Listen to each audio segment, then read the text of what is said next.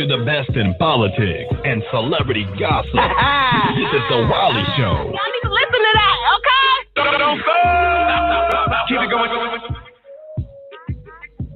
All right. Good morning, ladies and gentlemen. We are back with a new video.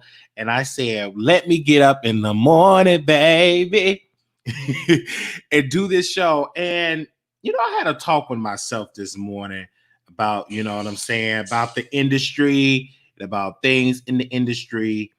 So I had a conversation with self and I said, one thing about you in this industry, you definitely are going to have some good days. You definitely going to have some not so good days. And it's not what you know, it's who you know sometimes in this business about relationships, but never, ever, from my experience, try to impress people to get relationships that you lose yourself in your own personality, that you don't have your own identity, that you just around in the industry begging for acceptance. No, let your work speak for itself. Because when I was having a conversation with myself this morning, I said a lot of people I have sat and begged for, pleaded for, can you come on my platform and do an interview? I kissed a lot of butt. A lot of butt I have kissed. And it didn't get me nowhere with some of the stuff. It didn't. It didn't. I looked at all the butt that I didn't, baby, I didn't do that. People didn't start to take notice until I start to wake it up, until I started to roast them, until I started to say different things that will literally get people that could be on my side, and that folks were saying like, oh my gosh, Wiley, you said that about that person. This person is the queen. I talk about people's basements. I talk about people's shows. I have it in there. And then a lot of people think that, a lot of people were saying like, oh, Wiley, you can't handle when people come after you. And I'm like, really? I'm like, we shall see about that. So even when quote unquote people come after me, you play chess. You already know when you throw out something, always be prepared for something to come back on you. And I'm always prepared for that. So when I woke up this morning, I looked at the ratings for Station Head and I was shocked. I said, wait a minute. We are at number 6, okay? We are at number 6. First of all, we woke up, we was at 12. Then we are at number 6. 24. I'm like, what? I was like, what the world? So, and I'm like, because I did hard work and my people came out. A lot of people was interested in the first show. We was able to send it to some people that were very interested, even to some advertisers, to see what the show was going to be about. A lot of folks that I sent it to thought it was extremely funny. It was on point, wasn't long-winded. It was very short, sweet, to the point. So we officially will be on Station Head every Monday night at 9 p.m. Central Standard Time. Every Monday night, we will be live on Station Head, right? Because that particular show was drama and it was laughs. So I thank each and every one of y'all that came through. And really, we had an amazing time, but we are at number 6.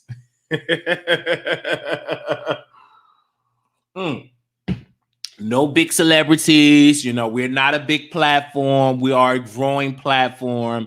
So for us to even be at number 6 at this early on in the game from for just off one episode is really incredible. I think it's really, really dope. And speaking about Station Head, we want to give a special shout out to Millie from Mont Radio. She now have an exclusive deal with Station Head to do her own show. So we want to give her a special shout out.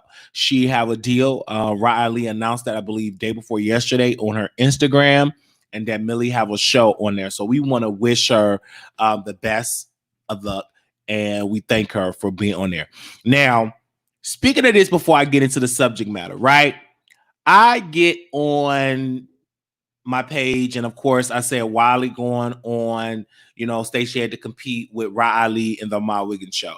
You all have to understand this is business. Titles means a lot to give attraction, to give viewership, everything, and it makes some noise. So when I made that title, when I put that title out, somebody decided to do a whole show about that title. Then the cookie man, the man that sells cookies, he tried to drag me. I'm like, well, go ahead and sell your cookies. And I'm like, I said what I said. Well, if you compete with Ali, that means you compete with Millie. This is a competition, okay? This is a friendly competition because I don't take stuff to be cutthroat. This is a very friendly competition. It's competition, period. So when I put it out there, the cookie man has some negative to say. And, let's just be real. You only got a platform. Your platform only grew once you start talking about Ahmad Wiggins to sell your cookies. And then once you stop talking about Mr. Wiggins, your cookie sales and your viewership went down. Okay? Just like, when people talk about Wiley, they get their highest views. They get tired of talking about Wiley. And then, but they can't, because that's what the audience is for. Then when they try to switch and talk about celebrity gossip and try to break down some celebrity tea, don't nobody watch that. They're not interested in those celebrities. They're not interested in you breaking down the latest tea. They interested in Wiley. Oh, how'd that rhyme? They're not interested in you breaking down the latest tea on a celebrity. They are interested on Wiley. And see, it's good to troll somebody, but if your story of Wiley is more entertaining than anything that you can come up with, it's going to be hard to top that. People, when you start your show to get your show off the ground off of mess, it's going to be hard to try to switch it. Well, let me get into celebrity gossip. It's going to be hard to do because you're going to have to work so hard to get an audience to find you interested and entertaining to get into celebrity gossip. Nobody's going to get into your celebrity gossip if you're boring, if you can't garner an audience, if you make people fall asleep, if your equipment is messed up. Regardless, you can have a messed up camera, but if you're breaking up like a scratched up CD, people ain't going to pay you no mind. So it takes some, and then some of these folks, I'll be shocked when they can't garner an audience in celebrity gossip, but yet they sit by a man that gets drunk and do backflips and have a man suck on lemons and they suck on other men's in the house allegedly that they renting and not owning. You would think that he would be great and garner the audience, but just because you sitting in front of thousands of people on a weekly night basis don't mean that they're gonna come on your channel and see you with 1,000. They ain't gonna come. Only time they're gonna come if you put Wiley name in the title. Then they'll come and sit and be interested, but they're going to drag you because they're going to say, you're boring, get to the point. Can't even do that right. Then we had a conversation with some people, and my name was brought up, and I love bringing his name up, but brought up. Yeah, because Ahmad he told us to stop mentioning your name. Don't put your name in it. Don't put his name. No, he said stop mentioning his name. Don't put his name in it. But he can't because that's how he's attracted to it. And I'm smart. I'm going to put it on the person that got the platform, not a little peasant and that clean up the room and throw out garbage and sweat up the floors. You go after the main source.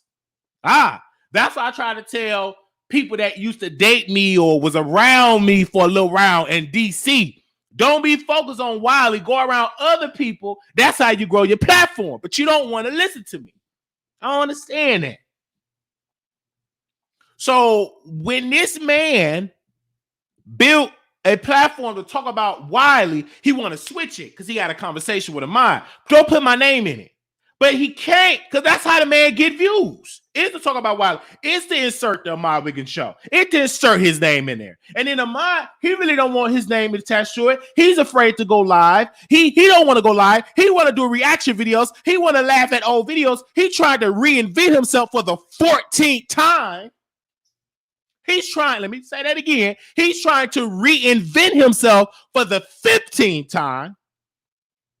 Because he didn't got dragged showing up so much drunk, he can't even control himself. With last source that told me, they say he can't even control himself to do a live because he always drunk. Allegedly. Always sipping on that liquor.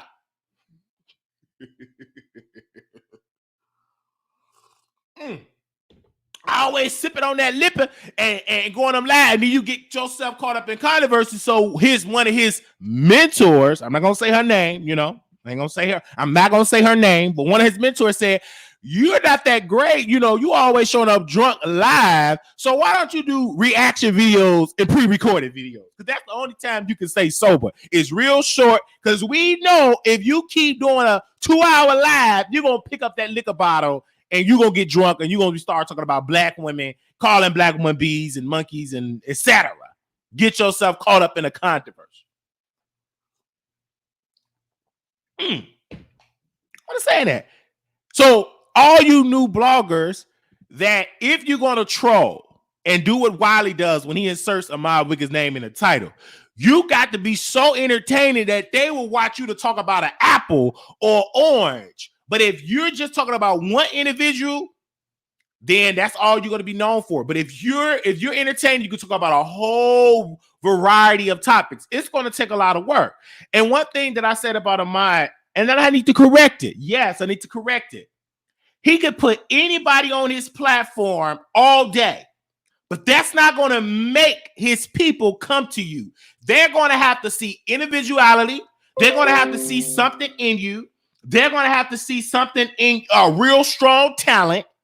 So just because you sitting by a man that garners thousands don't mean that they're going to come to your platform, especially if you're putting him to sleep and you're boring and you don't challenge him. You're just a bootlicker. Don't nobody want to be entertained by somebody that kiss butt and sweat all day. And the only time you show that you got some balls or you really buff and tough is when you talking about Wiley. But it only makes Wiley grow because Wiley going to attach himself to Ahmad. So we all just entangle. So every time you got to mention me, you got to mention Ahmad Wiggins. Even though he have told you, because I got the recordings, stop putting my name in it. But yet, his name is in it. And some of y'all be on these 3-way, 4-way conversations, and it be recorded, and I get the tape. And he said it clearly. He said verbatim, don't put my name in it. But he can't. And I was my dumb, stupid, slow self, ugly self. I'm talking to the recording. I'm like, he's gonna have to put your name in it. He have no other way not to just put it. You're in his brain. Wiley is in his brain. You're in his brain. So, of course, he's going to put your name in it. It's just that simple. Period. He's going to put your name, even though you might not want your name in it, but your name going to be in it. All right. So, I had to open up with that. So, we want to say thank all y'all that tune into station here. Right. Okay. So I want to get into celebrity gossip. Let's go. And this is something that is so entertaining to me because I put LisaRaye. First of all, we're going to talk about Lisa. Of course, she has something to say about Lil' Kim and Nicki Minaj. And she waded into this heavy debate. And of course, let's go and screen share this. And we're going to listen. We're going to react to this video.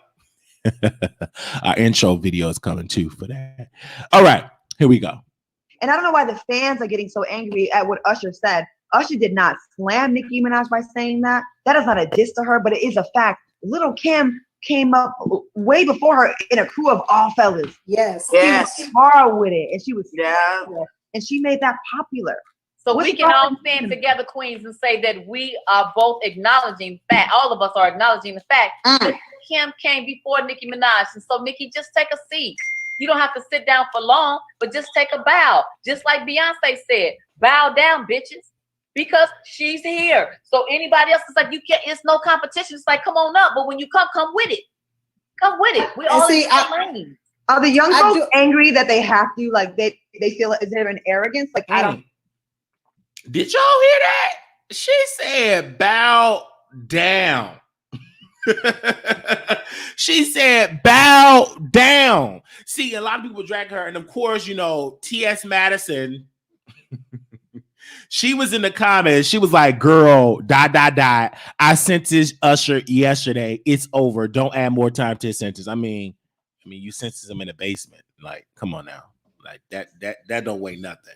Ain't like you the Supreme Court of Justice. I mean, you literally sentence Usher in the basement, you know. So that sentence goes nowhere.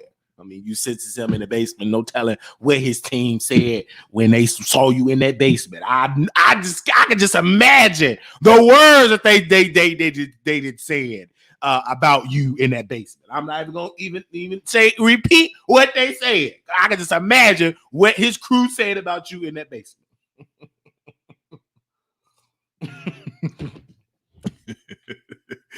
I sentenced them already, yeah, in the basement. That ain't going nowhere. That sentence is gonna be just like that in the basement. Nowhere. Ain't going nowhere. No, wait a minute. Listen to this. I say what I want to say because it's the Wiley Show. She's a public figure. And that's the thing gets me with some of y'all. Some of y'all love. Let me get on this one. Some of y'all love these folks so much you can't say nothing about them. Not even a joke, but yeah, they can read folks all day. And I seen how she tried to get messy with Maddie, tried to get messy with T.S. Madison. She said, so yeah, did Candy say something about that joke that we said? You know, they said a whole lot of things. I can just imagine. So you can't be throwing out all these jokes, and then when it's time for you to get a joke or two about you, you can't handle it. And that's what gets me with some of these celebrities or with some of these celebrity bloggers. They can talk about everybody in the book, but as soon as you say something about them, don't say nothing. I'm gonna say it, whether you like it or not. And I might not never be invited to no basement. I just get my own house built from the ground up with my own basement. Okay. And then I have my mom in the house cooking me some salads and healthy foods and all that type of stuff. So I do that. Everybody, I bring my mom and have her to cook my guests, some food and have, tell my guests to smoke outside and bake them some chicken and all that type of stuff. So I have my mama to do all that. And then I let her get on the airplane and travel with her. And maybe she can make me some fish, catfish, dinner, and all that type of stuff. People love my mama cooking and stuff like that.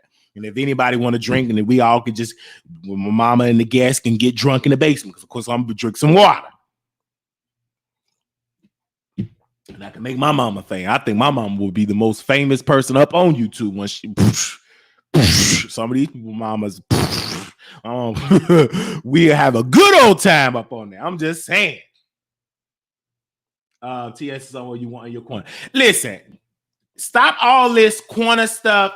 These people that y'all be uplifting be just as messy as my shoes with doo-doo on it. Stop it. Y'all be doing all this talking. I used to say that too. But once I started hearing how these people really felt about me, I said, I'm just going to do me. Y'all be saying, oh, you need this person on your corner. Or you need that person. Man, skip that.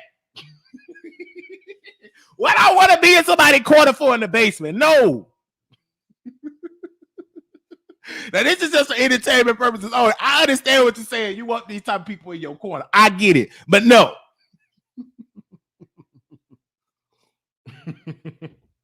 We could be in a circle somewhere. I don't want to be in no corner, no basement. What I look like being corner in a basement? No, I get claustrophobic with all that in closed areas and leaky basements and leaky pipes and all that type of stuff. No. Sure, I'm bringing my mama right. They never really see mama. She gonna be right on top with me. Mama Wiley gonna be put on the line. And then we can just cuss each other. That really would be controversial. You cuss your mama like that? She cuss you like that? That really, because people don't really see their mamas cussing each other out. So we'll break on there. And she can make me some good old spaghetti and some catfish. And if you don't like that, I'm gonna say, come here, fishy. All right, so Lil' Kim needs to understand that jealousy isn't going to get her anywhere. First of all, how is Lil' Kim and then she ain't jealous? Lil' Kim not jealous. These are people that actually love Lil' Kim. And I saw you, Kyle, from Neighborhood Talk. I did see you, boy. You literally put that Nicki Minaj video up because you tried to take off for Nicki. We know that Nicki was paying homage to Lil' Kim to bring notice for her mixtape. I get it. I do the same thing on a smaller scale. So I understand that. The point is she the product of Lil' Kim? The answer is yes. Because if she wasn't, she wouldn't. Why did she use the photo of Lil' Kim? You use different things that Kim used to your advantage. So Lil' Kim is not jealous of Nicki. What Lil' Kim have always demanded was respect. That's it. was respect. That's all she wanted was RESPCT. Find out what it means to me. That's it. Respect. That's all she want is her respect in the game. And that's okay. And sometimes as a woman, you have to demand the respect from these men. What do y'all expect her to do? Invest in new colors. Let's not act like, and it's not, first of all, I'm not even talking about the colors. I'm talking about the respect. You see how you beating around the bush? When I said respect, I didn't say nothing about no colors. You're not dealing with a typical Lil' Kim fan. You're dealing with a supporter of both Nicki and Lil' Kim. Because when Nicki released her first album, I went to Walmart and purchased her first album. I purchased the majority of her albums. I'm not the same type of fan that just say stuff out their neck for a reaction. I might get up on here and say something, but at the end of the day, if I rock with you, you got good music, guess what? I will go to the store and purchase your music. Ain't nobody pretty much putting albums in the stores no more. So I will go online and I will purchase your music from iTunes. Even though I have Apple Music, I don't even have to go to iTunes and purchase it. But I still go to iTunes and purchase the music just to help the sales. That's what I do over here. I didn't even know Kelly Rowland came out with a song Coffee. So I got to put that, I got to buy that on iTunes today. I didn't even know Missy Elliott had a record out. So I got to go and buy that Cool Off. So I got to go and buy Cool Off. So, I mean, it's just so much songs out here, so many artists that are releasing music that you really can't keep up with everybody. So I would have never ran into that if I didn't have my YouTube just playing like records. And so now I got to add that into that and everything like that. No, I'm talking about her first commercial album. I'm not talking about her mixtape. I'm talking about her first commercial album that she released, like Pink Friday she released. That's how the world, the majority of the world gotten to know her. People are saying Nicki was over when Cardi came out, and that's a entirely different story with 2000. Nicki Kim wasn't doing anything successful when Nicki came out. They said who inspired Lil' Kim? Queen Latifah, Salt and Pepper, etc. So many people came before Kim, but Kim literally for today's rappers talking about rapping about your punani, about your looks, about this, that. Kim came out with that style, and so many rappers, including Nicki, took it and made it to something else, and that's okay. We had that conversation forever, and we get it. That is okay. It's dope. We get it. So if y'all don't like the report or what we say, you always can call in and give your opinion. But I had the pleasure of reading, I think we talked about it, of reading this book. And I will tell you something. One part of this book, Hustle Harder, Hustle Smarter by Curtis Jackson.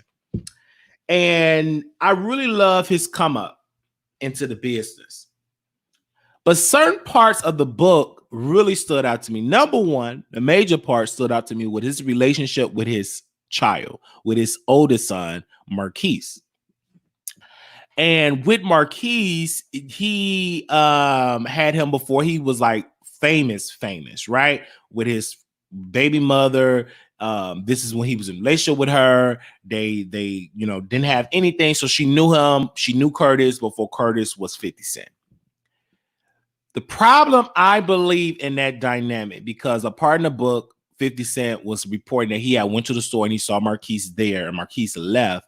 And no, he tried to confront Marquise, say, hey, how you doing? And then Marquise told 50 Cent, like, listen, like, are you following me? Like, he just stormed out the store. They had like a problem. Then, of course, 50 Cent has said some hurtful things about his son. So I kept reading the book, and I want to know what really happened between Marquise and Curtis Jackson. What's wrong with father and son? What's the problem? So when he started to talk about his mother and how the mother wanted 50, to pay this, pay that. And so 50 Cent was saying, we need to stop just giving Marquise stuff and start laying a foundation for him to work for himself.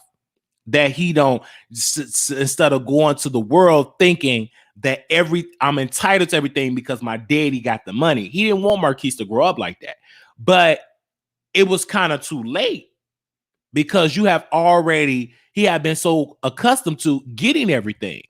So one day, this is when you know you got money. 50 Cent went past the store and he knew Marquise loved shoes. His son Marquise loved shoes.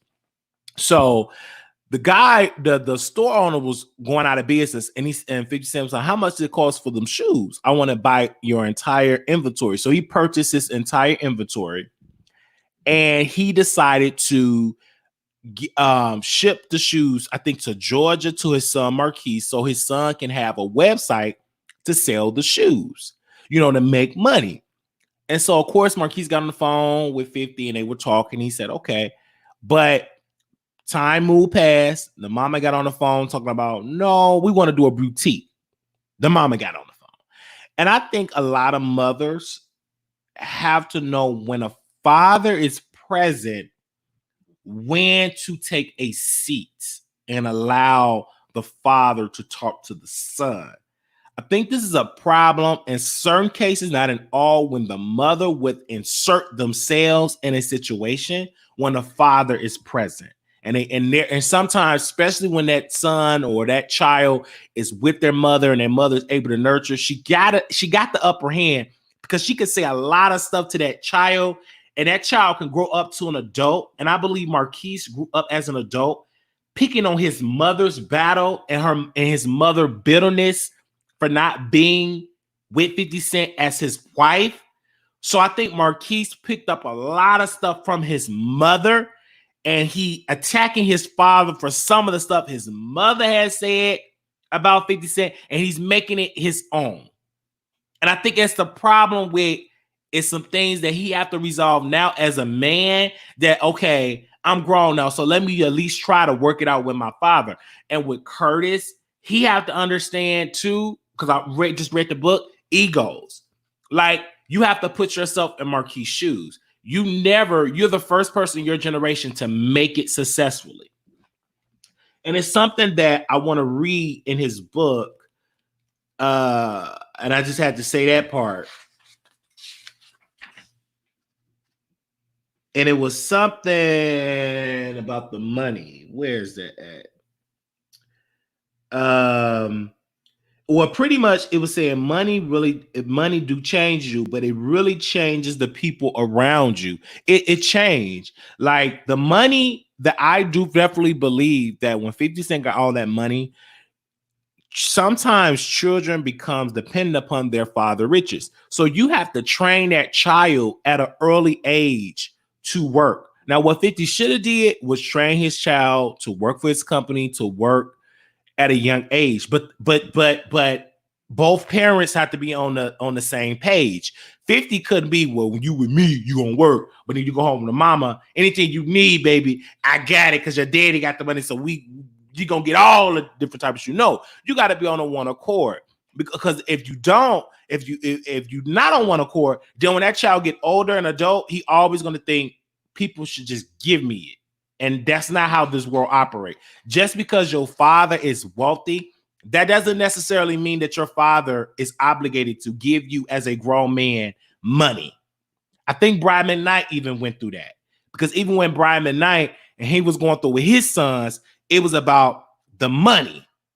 It was about the money that the sons want, for him to give them money and stuff like that. And the son was like, the father was like, no, like, I tried to get you into a hospital job and everything like that. So I think a lot of successful parents have struggles with their children because they don't know how it is to be without, because when they were born, they pretty much was born with a gold spoon in their mouth, right? So when I was reading 50 Cent book a little bit, he talked about the trolling. And he said he either gonna love me, but if you hate me, I'm gonna be real good at you hating me. And I think I got that personality. Cause even it's like with me, like if you gonna love me, if you don't, I'll be a hater. I'm gonna be a damn good, effective hater. So even when he was talking about Oprah and how he alleges Oprah of not allowing him on the show because white women are afraid of him, even though their children listen to his music. And so he said one day Gail is a real one. And Gail told him, why you come at my girl like that? He said, well, I'm just gonna, if she want to hate me, I take the hate. You know, either I choose the love, but I take the hate, either the one or the other. And so with that, a seed was planted in Gail's head that Gail went to tell Oprah, and Oprah allowed to interview 50 Cent. And of course, 50 Cent and Oprah, they had their little battle and stuff like that, which I think was amazing just to see a man have his own opinion about Oprah and Oprah have her opinion about her platform. And I remember watching the episode and she said, I thank the white women that watch. I thank all the women that watch my show. She particularly thanked the white women as well. But also in this book, one thing that I've learned, just because your cousin or a family member is successful doesn't mean it's going to trickle down to you. So 50 Cent got this cousin, I think it's 30 Cent or 25 Cent. I think because the cousin got a name. So the cousin want to get the rap career. His rap career went nowhere. So what do? He don't blame himself for not working hard enough, but he blamed 50 Cent. And 50 Cent said he just don't got the talent. And then he said is your work ethic. You should not come to me and expect me to put you on. You have to work. You have to show that drive of work and show you have to put that work in. And a lot of times when you do have a successful mother or father or cousin or sibling, you have to work 3 times as hard because everybody is going to expect you to be greater than them. And they're going to expect so much because they're always going to have your family member they always going to have that to point at. So I get what he's saying. It should not be expected that your cousin should be. Now you can use that. And to your benefit to say, hey, I'm the cousin of 50 Cent. You know what I'm saying? Even to work harder because now you have that entryway. So some people will take you notice and probably answer phone because you're the cousin of that, but you still got to be talented, period. And if you're not talented, they ain't gonna pay you a time and no mind because they're like, dude, you can't rap. And everybody, this is the thing about rapping. Everybody's not born to be a rapper. I said it to myself of this show. I said everybody is not born to be in the forefront. Some people are behind the scenes. So when he put that out there in his book, I see what 50 Cent is coming from. Even with his family, he tackled the family. When you're successful, you go back home. So he said he hates sometimes going back home because family members will drag him. They won't appreciate him. They'll be like, you ain't do this for me. He ain't all that. And he ain't all. You get that. When you are successful, your family members, they demand you take them and out of poverty and answer all their prayers, right? Even in this book, he tackled another big thing. When you become successful, it is okay to move to the suburbs or to a better, well-off community. That sometimes it is dangerous to stay in a community once you become successful. And he started to point at Nipsey Hussle. He said it can literally take you down because you will have people that's hating off of you. And sometimes it's okay once you make it to move on to a better and well-off neighborhood. It is okay. It don't take away from you being down. And he said some people get lost because they want to say, oh, I'm with the streets. And then the streets will probably take you out if you stay so successful because you're around people, some of them that don't have anything. Jealousy, envy plays in part. So it's nothing wrong with getting money and going to a better off neighborhood. And that's even with people in a 9-to-5. You got something better. It's okay to move to something nice. Because like now that I experienced like a better neighborhood where I came from, when I first moved to Dallas area that we stayed at, I told my cousin, I said, did you get the lottery? Because I never seen a apartment complex with a pool. I thought he had money, because what I came from was nothing. Roaches and rats and, and people getting killed and yellow tape and people selling food stamps. And, so when I moved down to Dallas, my whole thought process, I never slept and been around white people, lived around white people. And they never been my neighbors. I only saw white people when I went to school or they were my teacher or the police officer that came to our house when mama got drunk So that was the only time I actually seen white folks. Never seen white folks on a day-to-day basis. So, but once I started to work around like white people and different things, I'm like, they just like us. Everybody working hard. We all got to work. We all got to pay our bills and rent and everything. So a lot of stuff that I thought about race kind of changed a little bit when I had moved to Dallas, because I was able to be around other races of people on a day-to-day basis. So I looked at this book, and he even gets into not being that attractive, but not being that attractive. But when he got money, it took his looks a whole different level. And that's powerful. That do exist. When he it was a part in the book. He said, when I was in a hotel room, he said he had all these powerful, good-looking women. And he said he had to go to the restroom. He was like, wow, he looked in the mirror, was like, what? I'm really doing this. And he was saying so many words. If I ain't have this money, of course they wouldn't be in this room with me. But since I got this power and this influence, they here. And then when he was speaking about power influence, he said people want to be around you once you already made it.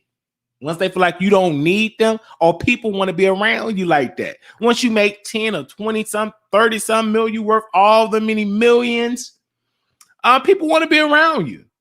And then he said, me that got all this money, I want to be around people that is more successful than me. And be like, how are you able to do that? It was a point in the book. Somebody invited 50 Cent to go to Africa to perform. And it was about $5 million. It was so many millions of dollars. And he said, I had to go a day early to meet the man to see how are you able to book me for a show. So he literally went there and to meet the person a day before. And I was so in tune of 50 Cent book because I have to learn how to read about successful people because I am on a journey.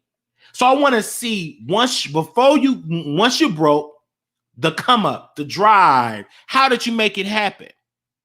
What strategies did you use? And how can I use some of them strategies to apply it to my career? And some of the strategies, I ain't going to say some of them that he did because I don't want to say this type of strategy that I utilize. But when I listened to him speak about his friends or the crew that he brought along, he was like, he had to put down rules because everything he was pretty much saying in the book, everything that you do is a reflection of me because I'm the headliner. So your crew got to be on point. It got to be an understanding with your crew. And he put on there, no fighting, no this. He said, I don't care if you fight somebody else, but we don't want to fight among ourselves. And if you fight among yourselves, you're on the first bus ticket out of, not a plane ticket, but a bus ticket. So one of his members from GU, somebody that was invited to come on a tour, got into a fight where they was fighting over a jersey, and 50 Cent told him to go home. And his career never got off the ground ever since. Because everybody dreamed to be around success. And if you around a person that already made it, you want to make sure you're on your best behavior, that you don't F up that bad and everything like that. So when people even accuse me, some of Wiley, don't mess up your bag. I've been in rooms and I never messed up those opportunities. Some opportunities that I've been given to, I don't mess it up. I know what they require, what they want me to do, because I've been in some rooms and they will tell you it's people that will love to sit in a seat that you're sitting. So don't mess it up. So I understand it. I get that because I've been in some of those rooms that you do have to follow rules, right? You don't want to mess up that certain situation because a certain situation you will be in, just don't want to mess that up, right? So I'm hearing that. But this is the thing too, because his new son, the youngest son, his baby, he was like, yeah, he got a good relationship. But you can't compare that relationship. And I want to say this to 50 Cent because I was talking while I was reading. I said, you can't compare that relationship with your youngest son to your oldest son because you are in two different spaces. Reason why I say you can't. because the bickering between you and your baby mama, your first baby mama, y'all had issues and it spewed over to the child. And the child, to me, is kind of messed up in the head almost because he tried to do what you do, 50 Cent, like trolling. Then your son tried to pick that up. He literally, Marquise literally took a selfie with the son of the man that tried to take his father out, that tried to kill 50 Cent. So Marquise took a picture with the man's son. So even Marquise picks up some of his father ways to get his attention of trolling.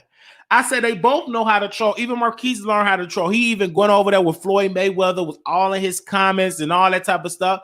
But at the end of the day, you still got to talk to your father, and your father still got to talk to your son. Both of y'all need to sit down.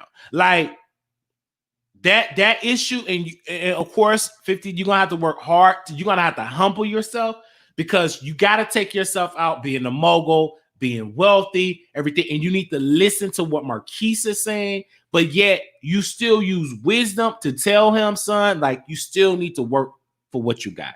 Even though it's gonna be hard for Marquise to hear that because you're successful, you got money, but you're gonna have to continue to have this conversation if he would hear you, that you worked hard to get it, it wasn't given to you.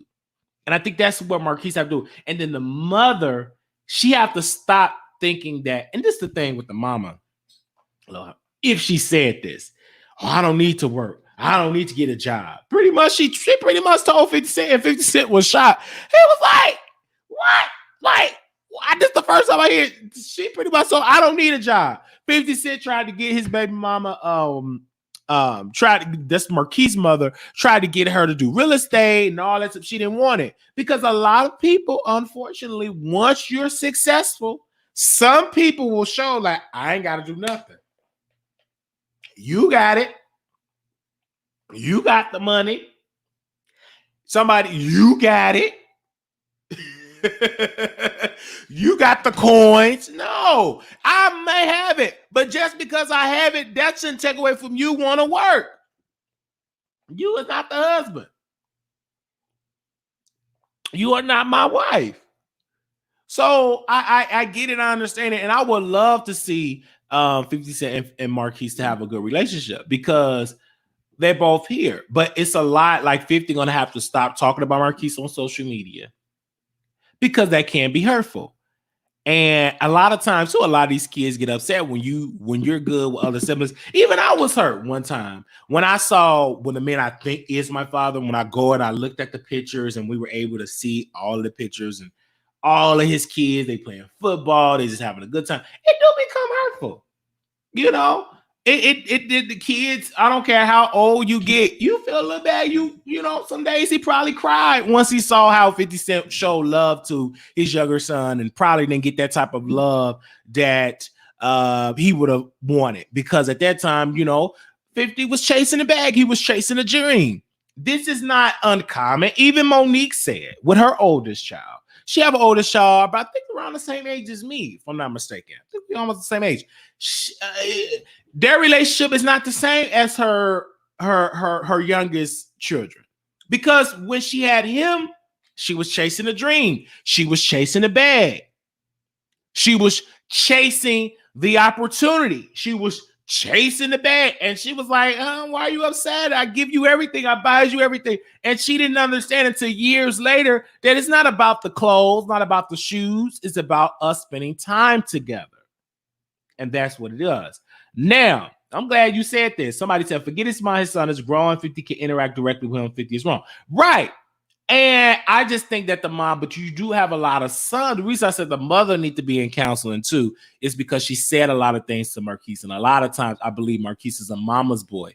And I think you take a lot of your mother's personality because especially if she was around you all that time. So she got to come up so she could say, and say all of these things. You know what I'm saying? And some things you shouldn't just say. And I don't think that you should talk bad about that child's father, even if that child's father is bad. You got to be careful with that. Because especially what if he cleans himself up and want to do right, it's gonna be a hard time for them to do right because you didn't dog them and drag them. Even some mothers, not to be mother bashing, it's some mothers will bash a man, even if some man that he's doing good, I've seen it happen because they be upset that he didn't pick them and went on with somebody else. And I think that's what he's signing for. Is that her presence? That is it, right? I think that he's siding with his mom, and I think that's a typical case of his Marquise is picking up his mom thing, his mom battles, and he battled with that. And I hope and pray that they can resolve those issues. And I just don't like to see how he talks about his son so negatively in the media, even in this book, really, because you're coming from the powerful position. You're coming from the position of the celebrity. So a lot of people are going to take your side and say Marquise is ungrateful. But we really can't say that until we have a conversation with Marquise. We can't just take his side because 50 Cent is the mogul and he's rich. We got to get the son's perspective. And coming from a person that is a son of a dysfunctional relationship, sometimes you have to definitely hear his side of the story because it could be a misunderstanding. But just dragging him, and you're coming from a powerful position, of course 50 Cent will be coming out believable. He's a mogul. He's successful. You can be wrong, but when you're successful, people will still go down with you being wrong because you got the money. You made it. Now, folks won't, they won't hardly pay you no mind once you ain't got no money. Once you got some money, they know you wrong like two left shoes. But you successful, so we gonna follow you down off this cliff because you so successful.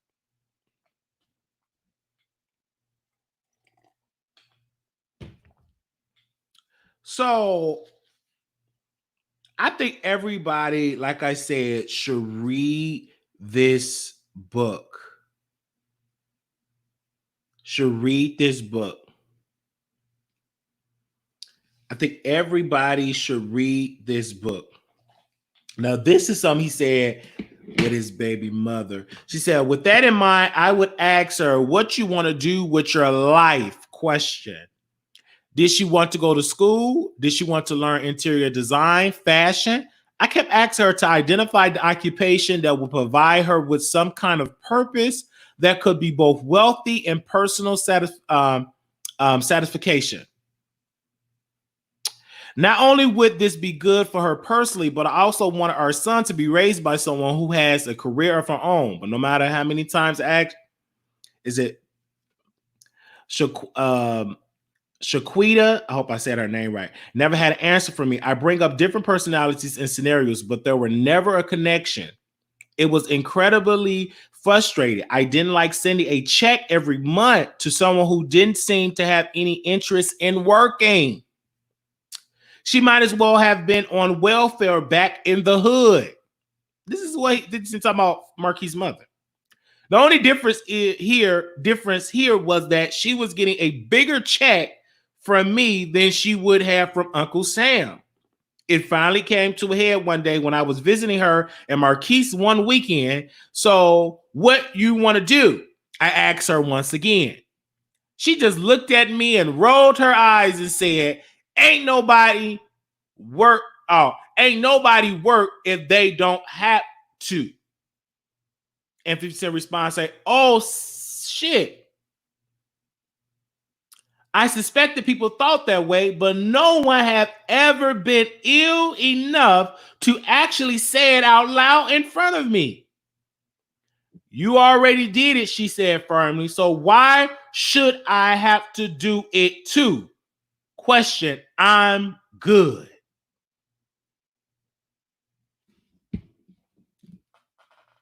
So that'll let you know then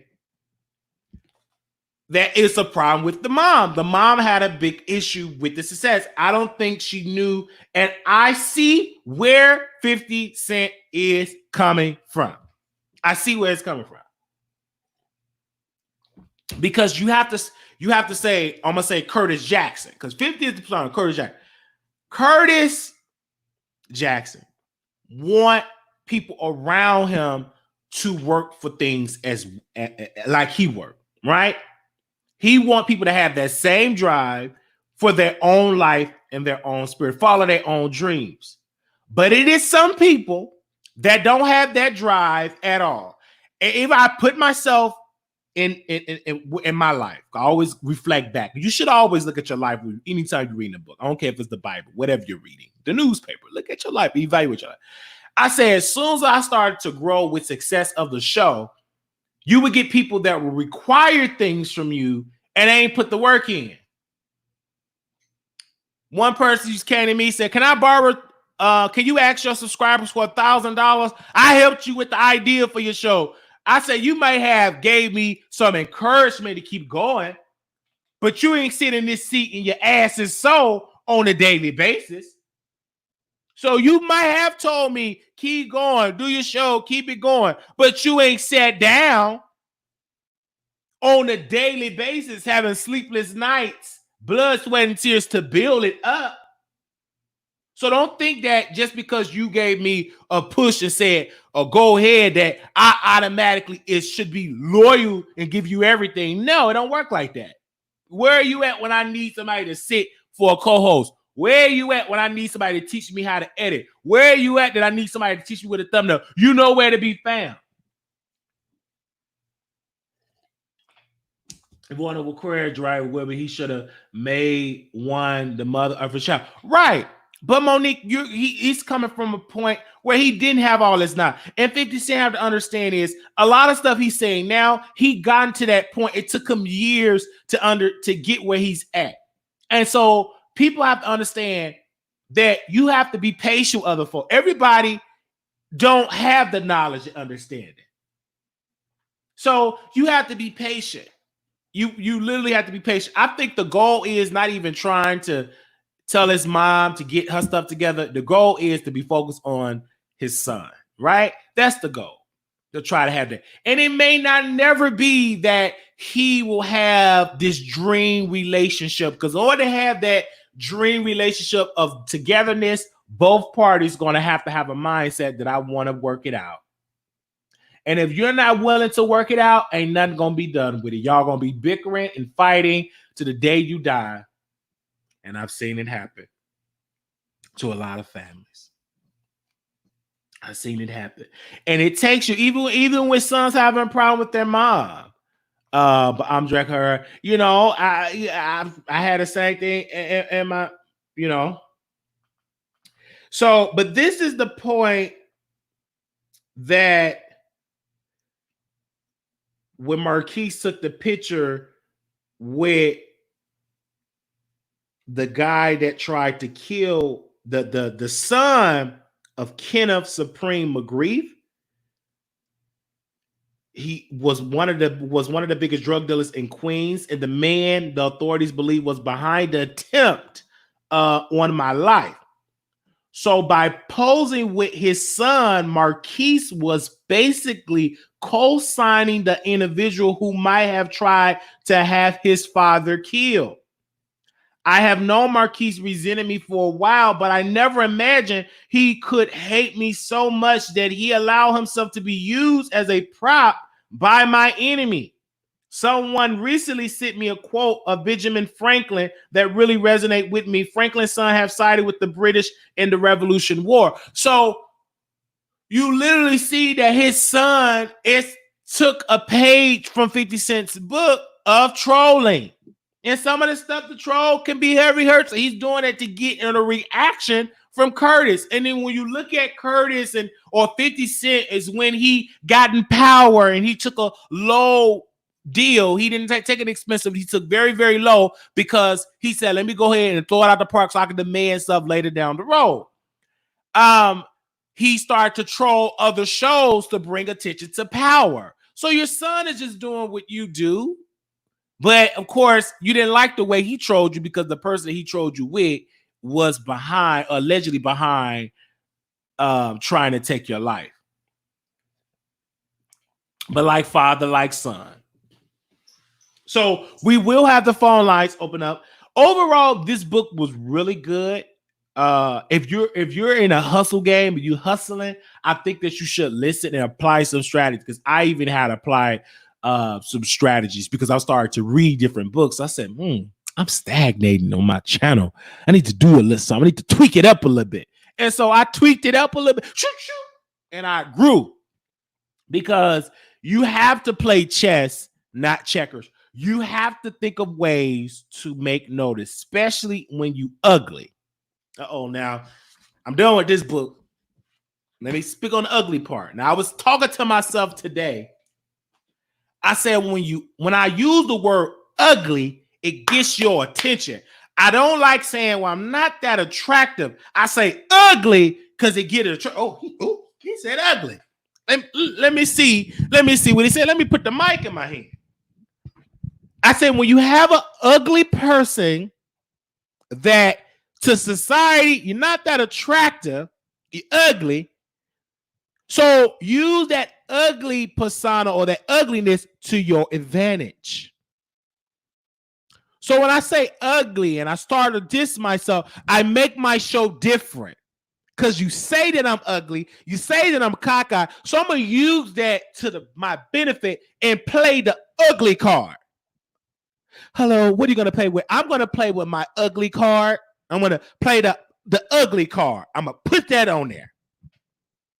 So I play with it, and I get so controversial. A lot of people can't handle it because the main thing they say, did you see that ugly motherfucker said that about you?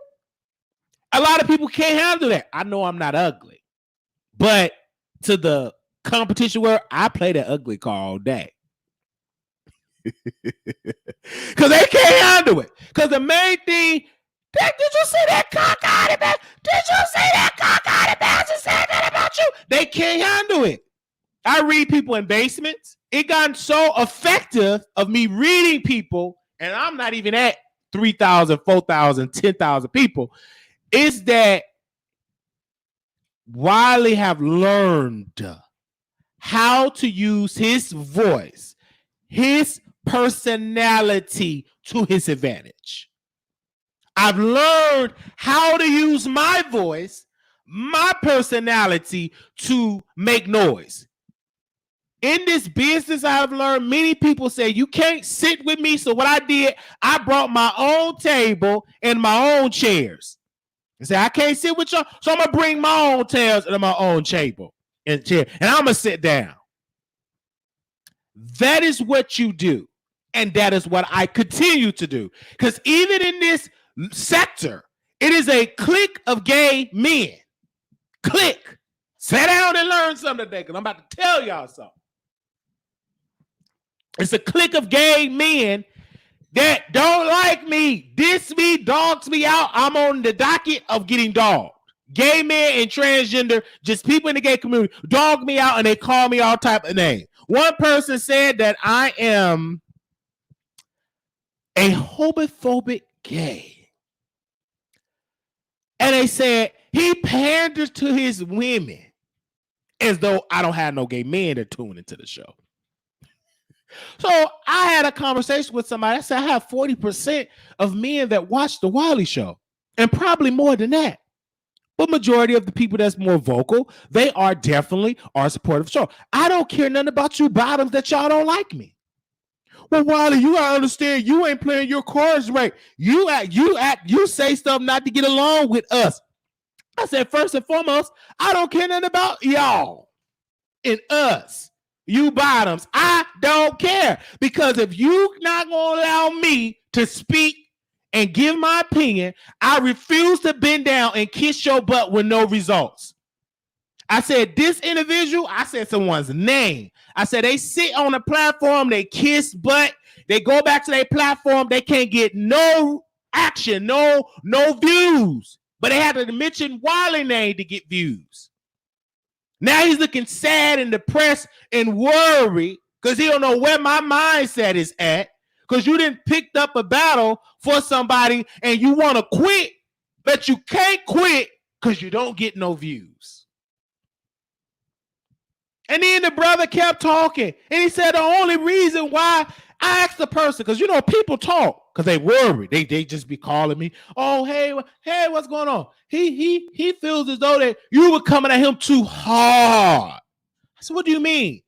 He said that you wanted to start a campaign to get him off a show. I said, dumb. I did not want to start no campaign, get nobody off no show. What I do is commentated. I do commentary.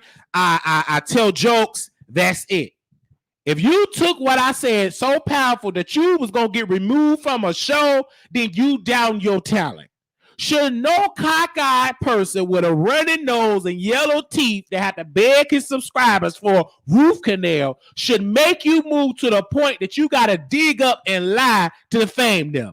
You literally showing the power of that cockeyed yellow teeth. How much power do he have? Because you the one that changed and did all that type of stuff. Then you want to change back to celebrity gossip.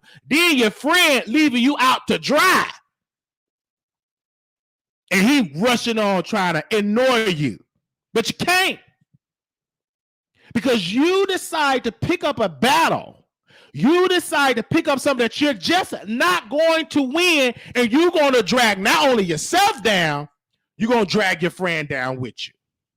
And I'm going to prove to you how much your friend really, really love you. I'm going to see how faithful and committed he really is. So you're going to see that you're going to be left behind. Because you did one major mistake. You inserted your friend. Oh, you inserted the Miles Wiggins. Don't insert somebody that is literally on a journey to grow and you attaching your evil to them. Because when people getting ready to retaliate, guess who they gonna come after first? The person that you didn't brought up. Because it's more profitable for them to be than for you doing. You're just the man that's in the corner. That's what you're doing. The man that's in the corner. The man that don't really say much. Because he have really not much to say. The only time you really hear him speak is when they speak about Wiley. And I'm saying, whoo, okay, let's see how this gonna operate. And you can't mute my name. You can't. You call me one-eyed monster, but you got to say Wiley, and you got to say Miles Wiggins. You can't even say, well, he stalks Miles Wiggins. You can't say that because you done made a 3,000 episode about Wiley. No, that just, I'm like, oh, okay. But then when you go on the bottoms panel, you still is boring. Miles Wiggins was so boring, he deleted that episode. He said, no, I ain't keeping that episode on my platform. One of my sources told me, he said it was an embarrassment and I regret ever doing it. It was an embarrassment. You got embarrassed talking about, I'm going to get you off camera because you look bad. I'm going to click you off. You getting embarrassed. I don't want no friend that think it is okay to diss me and drag me publicly and I still got to be loyal. You are an idiot if you think that, and even in this book, 50 Cent would say that and Floyd Mayweather got somebody on his circle and he dragged this person all the time and he keep this person around just to talk about them so negatively. And Amar got a person like that in his circle that he could just call stupid, dumb, sweaty, greasy. He could say smell like pot roast. He got somebody that he could just drag so publicly, and they just so dumb, they just take it. That's my friend. I will never drag him. You ain't got to worry about it because he dragged you. If you want to go ahead like that, ain't no way in the world. I'm more smart than you in school. I got better grades than you. But I'm allow you a drunk to cuss me out and say I look dusty and call me bees and all that type of stuff. And you think that's good? I made your friend shake and move. I did that. He moved and went on a show. You should be taking. You should get on your knees to my feet and thank me. Because I the one that had your friend get up on that boring panel. I did that. You didn't do it. He wasn't impressed when you did it. He only did it when the king of talk, Wiley, spoke up and he went on and creeped on over there to that panel. Even though he went to sleep, it was boring. But I the one that made it happen. You didn't make it happen. You've been on that panel sweating for weeks, months, and he went on that now one day. Soon Wiley said something, then he'd go up on the panel. I said go up on it. Not because of you. He think that you boring. He think that panel, not think, he know that it's boring. He said it was so much strength. And it was so boring, he couldn't even keep that episode up on his channel. Because you know what? He had to make himself look real dumb to bring attention to that panel. Did you get another person? Let me tell you something, brother. You want to talk about politics? The reason why folks don't come over there when you do your politics video is because you ain't real. You just as boring as they come and dry as they come. You could have easily stood up to that black man and rebuked the mob, but you couldn't do it because you want to kiss butt, but then you want to tell people, go out and vote. Who want to listen to you to go out and vote and you can't stand up for what is right, but yet you want me to vote? You're too weak. You shouldn't be on the front line telling people to vote. I think you should hush. You're too weak to be telling people to go out and vote. You don't even say it with enough bass and enough strength. Go out. I just want to say, go out and vote in November.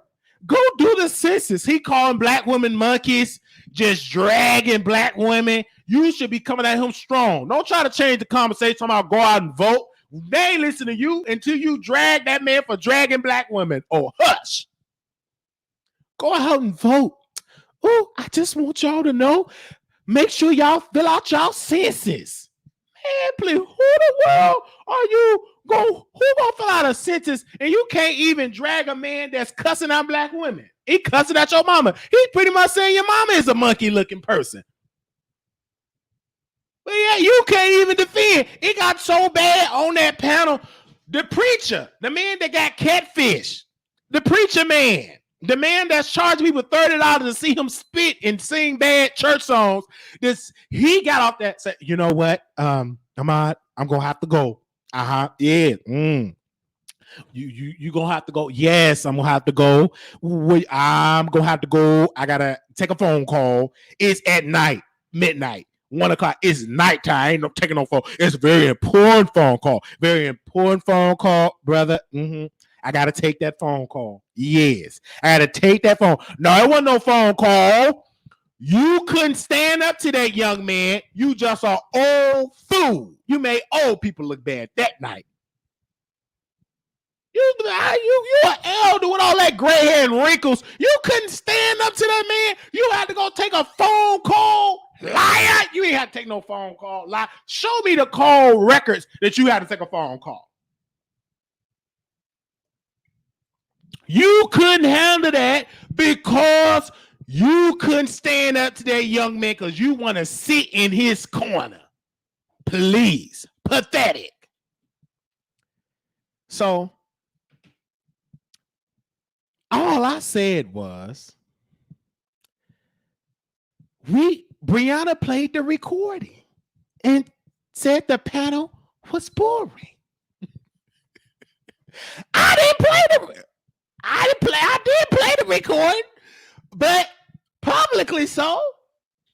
Brianna played it. Beautiful women played that recording, shook it up.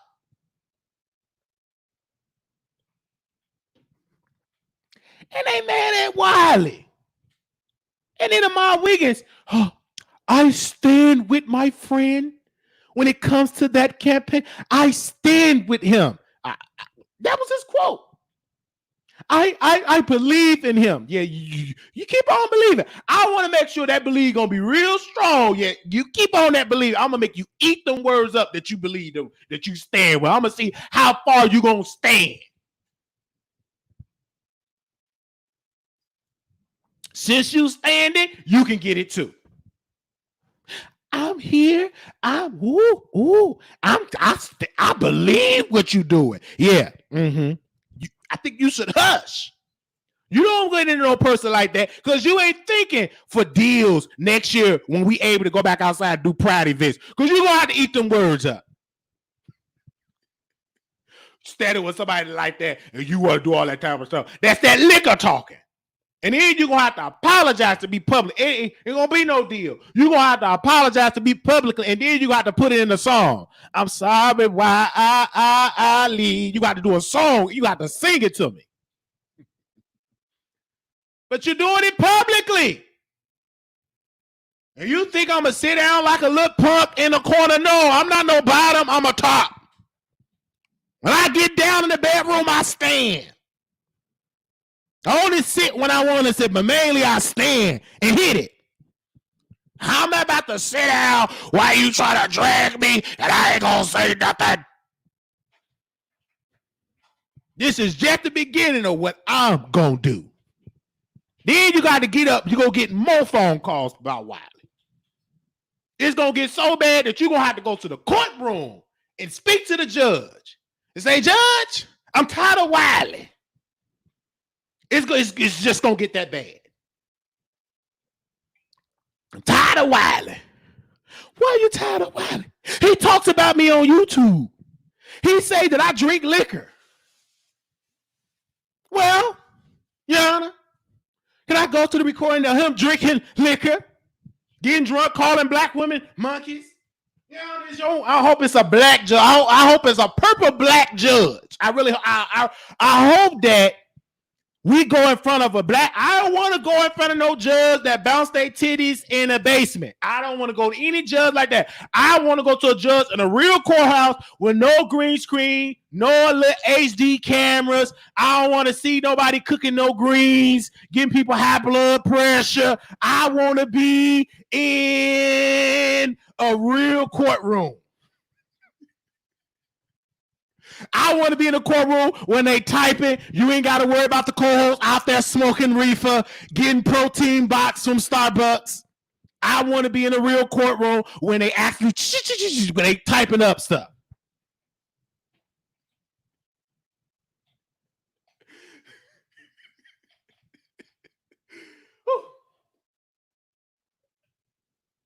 Your Honor, especially if it's a purple black, I want to be crispy black. Baby, I want to be so black. When you see them teeth, you be like, "Whoa, he got some good white teeth. He's just so black." I want black. I want that judge to be from Alabama, crispy black. I want to be like I cook my bacon, crispy black. That's how I want that's how I want my judge.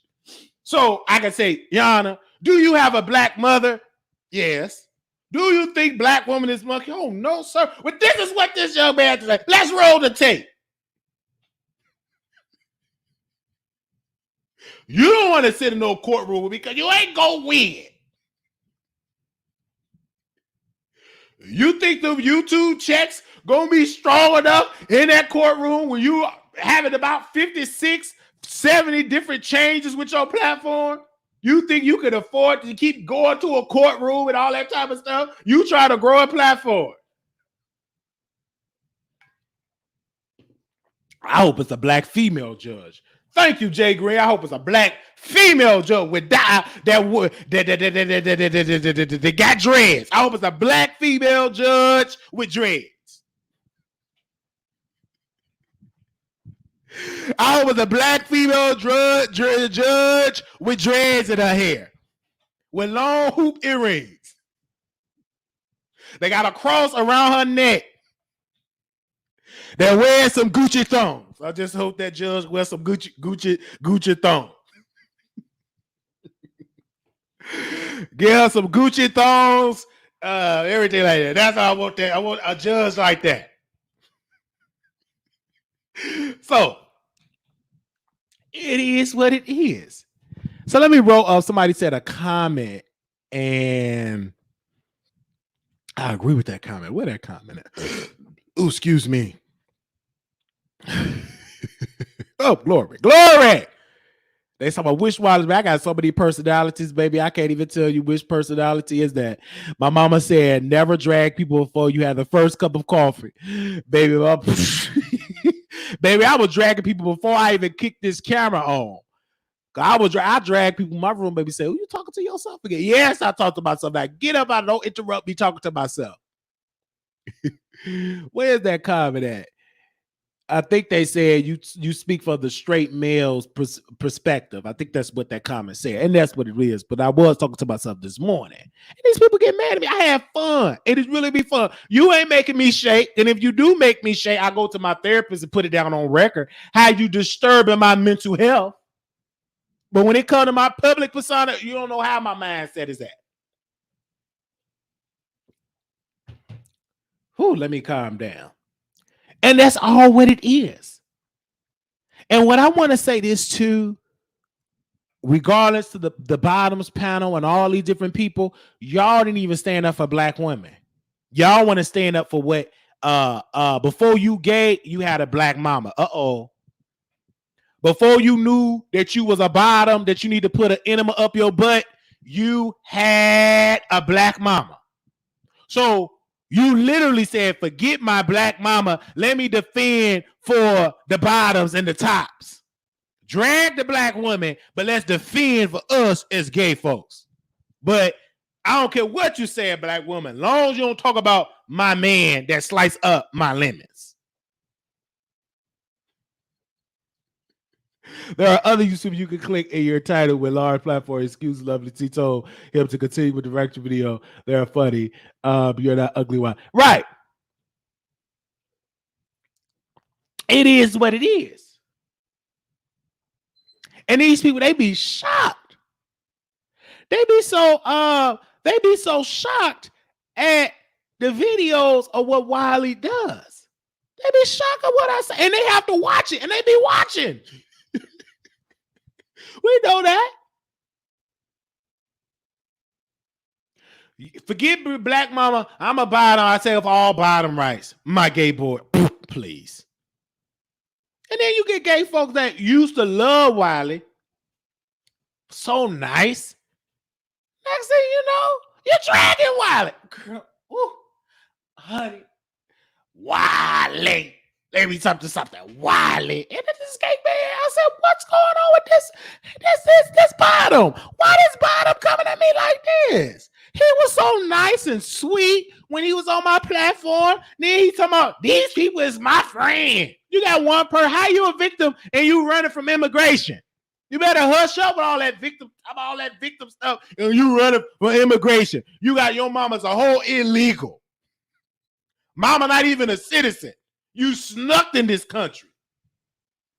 You better hope that nobody call immigration. Why you up there talking about you so much a victim and all that type of, just because you changed your YouTube name, we got that government, and last time we checked, you all up in this country with an expired green card. Your green card has expired about 5-10 years ago. Take that stuff back to where you came from. Get out of here. How you get people? Why you up there sending people? Why you up there sending people cash apps? You better make sure you get you an immigration lawyer. Why you send people cash app to drag me and you a whole illegal? No, you ain't gonna use my social security, the blood of Jesus. You ain't using my social security, my identity to be in this country. Doing all that talking, you got your granny here and she here illegally. Baby, when they pay her under the table. She don't get no real paycheck. She get paid in cash. I don't think that's right. You get paid in cash.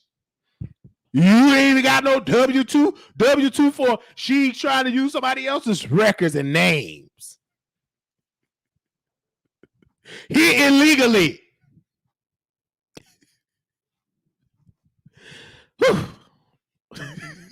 These folks are just so crazy. How you gonna try to come to Dallas with somebody else identification? Yeah, you got to use somebody identification because you here illegally.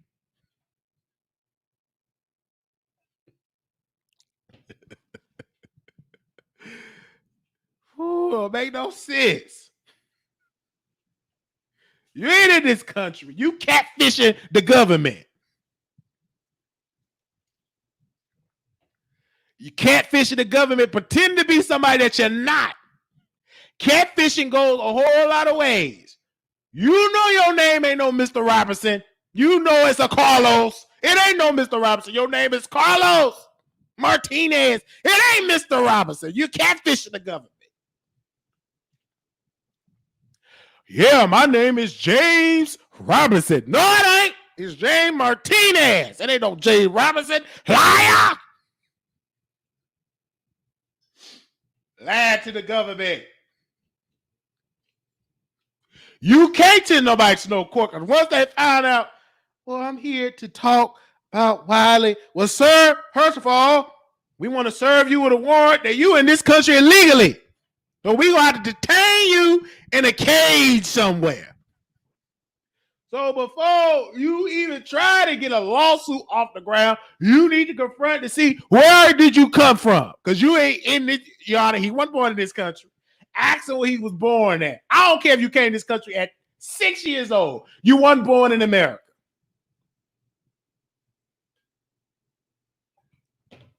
You have committed a crime. Your Honor, he have defrauded the government. And I'm here as a concerned citizen. I don't think it's right that you get cash app, super chats, impersonating an American.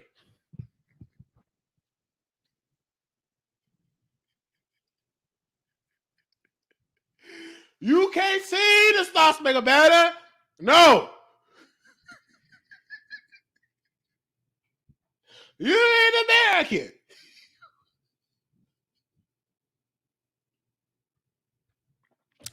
Nevertheless, don't try to sound like you, please. But we love y'all that is here. These people better leave me alone before they ride up leaving out of their house with shackles. Leave me alone before you get a phone call while you in that faculty making masks and diapers before they come and do a raid. Because right now they make y'all make the masks and the diapers and stuff. So they ain't really doing raids right now. But it will open up when they do them raids. So you better leave me alone before I make that phone call where they wind up taking for them people in them blue jackets that say ICE on the back, come and pick you up and flag you back to your homeland. And then you ain't gonna be able to go live and do no commentary because they ain't got no good internet connection where you came from. Why do you gotta say the show on the road? So leave me alone. I'm gonna call ICE.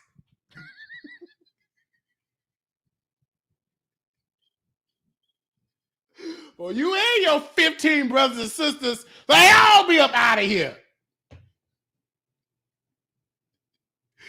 Everybody, I don't care if your grandma, I don't care if your granny, your granny is on an oxygen tank. Take her too because she's illegal.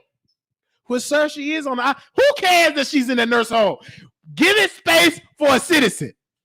Take her out and score. I don't care. I send ICE to come and get your granny out that nursing home and have her escorted out to her homeland. She wasn't born here. I don't care how many floors she done mopped. I don't care how much garbage she threw out. She ain't got her paperwork. So how could she get some Medicaid on somebody else's ID? Her name is not Dorothy. Her name is not Dorothy. That's somebody else. Identification, get that Medicaid. I don't think that's fair. So Granny got to go.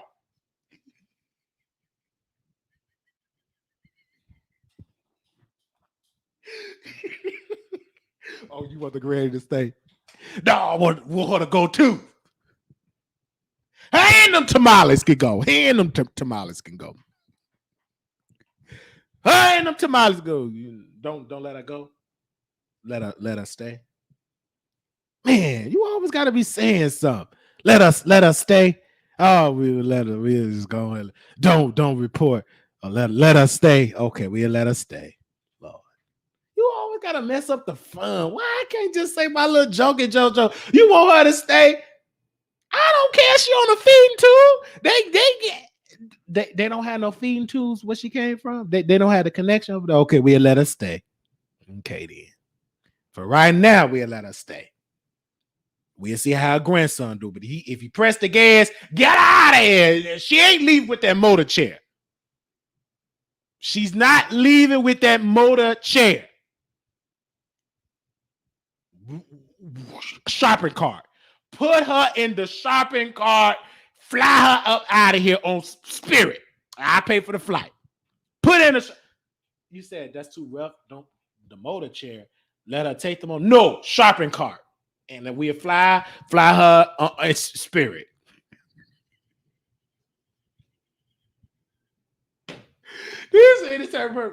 You know these people really gonna think this for real. I know they really gonna think they gonna run over. They gonna run over. They gonna think this is for real. All right, let me read. Let me read the disclaimer. This is for entertainment purposes only. This is just voices in my head. Don't take this to be serious. This is just commentary and jokes. It don't necessarily represent my sponsorships. Yeah, just for laughs.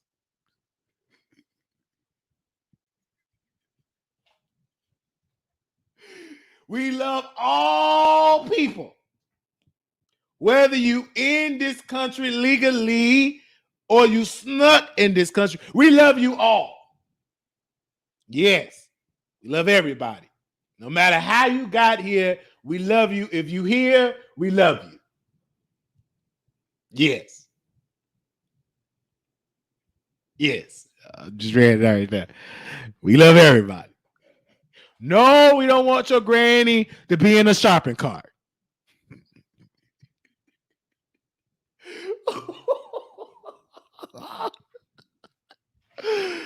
Please. All right. Thanks, everybody, for putting a smile on my face, considering what I go through. Oh, thank you so much for tuning in. That's what we do over here. I don't know where, y'all gonna be watching the replay. Oh man, she got 10 grand to push her going down the streets of Mexico.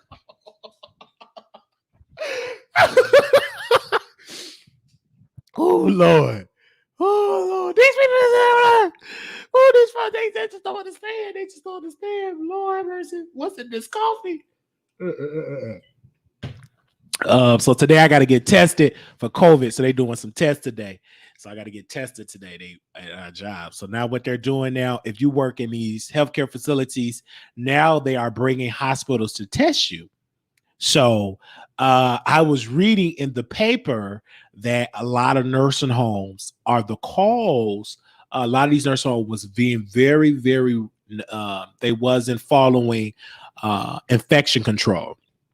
A lot of nursing homes that had outbreaks of Rona wasn't washing their hands. They were in and out of these isolation rooms with no masks, no gloves, and they wasn't wiping down the machine because once you go into any room of anybody that is sick with any type of viruses, any type of sickness, you want to wipe it down, sanitize every machines, and wash your hands thoroughly. Have a gown, gloves, etc., and a mask.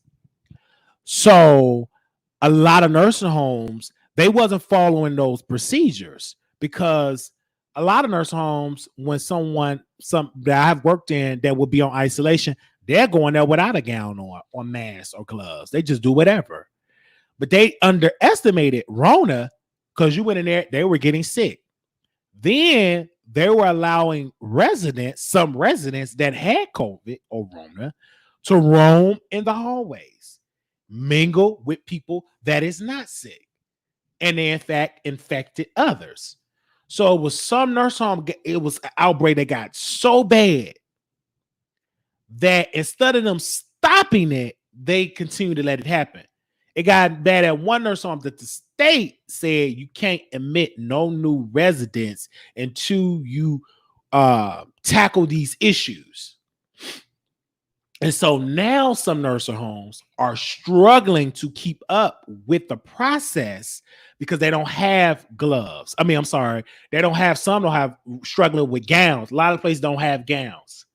So I was telling people, I said, if a outbreak happens, if you don't have a gown and you're just going to put on a regular gown that you sleep in, a nightgown with hospital gowns, that ain't going to work. You literally got to cover your skin. You got to cover your face, your everything.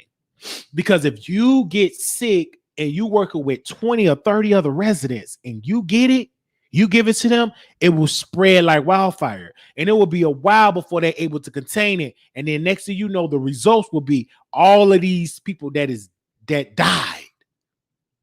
So a lot of people, a lot of these nurse homes didn't really take it serious. Some of them didn't tell their staff to take it serious. They didn't train their staff. A lot of nurse homes before this pandemic came, they were short, didn't care. Now when a serious issue that they never really seen before came on the scene, they're not prepared. So now these nurse homes, they're catching, they don't know what to do. They did it so wrong for a long time. Now you're telling me I got to follow the rules now? So now you have to literally change your approach to stuff now. But you should have been doing that from day one. It's hard to change bad behavior when some people, some CNAs want to clean butt with no gloves on.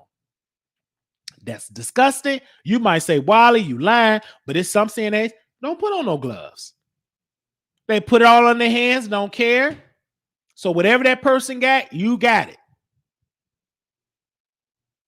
So it's very sad in a lot of these cases are like that. You have to literally wash your hands out of every case. Before you go in, put your gloves on. Before you leave, wash your hands. Hand sanitizer.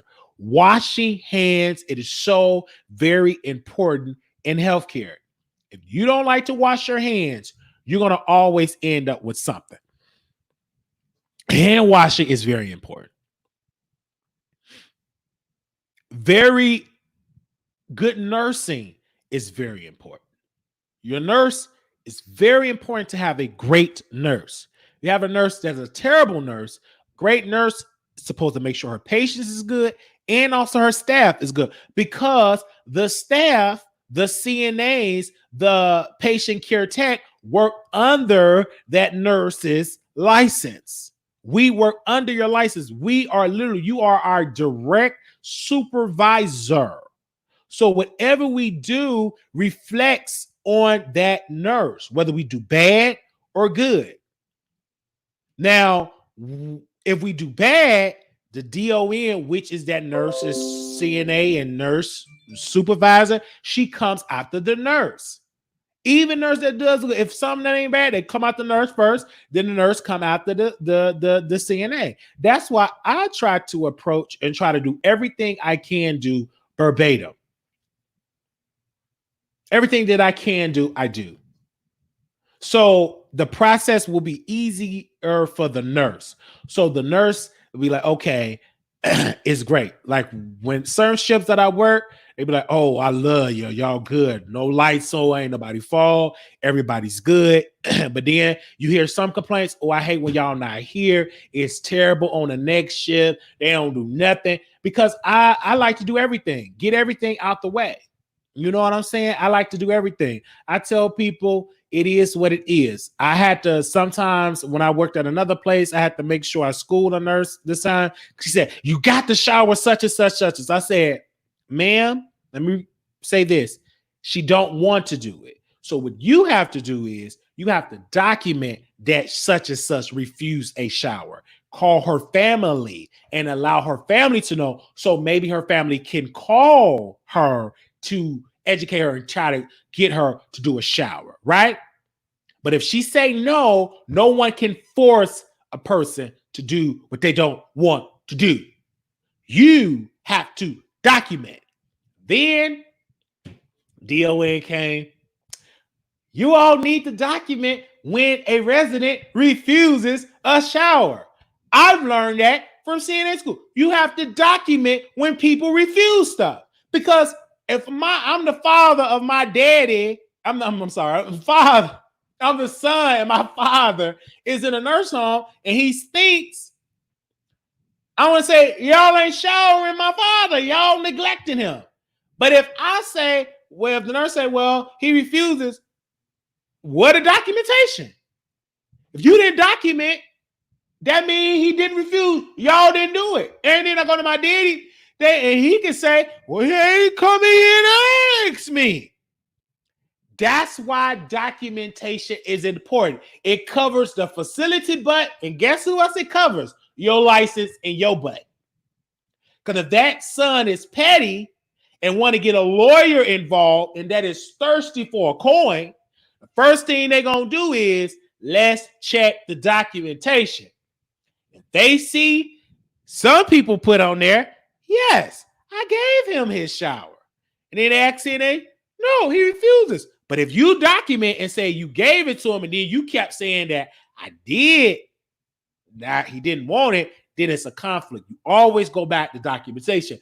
That's why truth and documentation matters. And a lot of nurse homes have to pay a lot of money out because they some document wrong, some don't document at all. If you didn't document it, it didn't happen. That's the key in nursing care is documentation. So when I tell people you have to do it, if they refuse, you can't force them. I tell Sienna all the time, don't force nobody to do something because if they tell on you that you forced them and they feel like you abused them or neglect them, and they say he just forced it, and I say no, don't do it. And you let that nurse know. And you bring people in there to, like she said, a witness. You document that. And that CNA, you document that. And keep it moving. And make sure that nurse put it in writing. And you put it in writing. So when they try to come to you, here go my documents. Man, when you didn't document, that falls on you.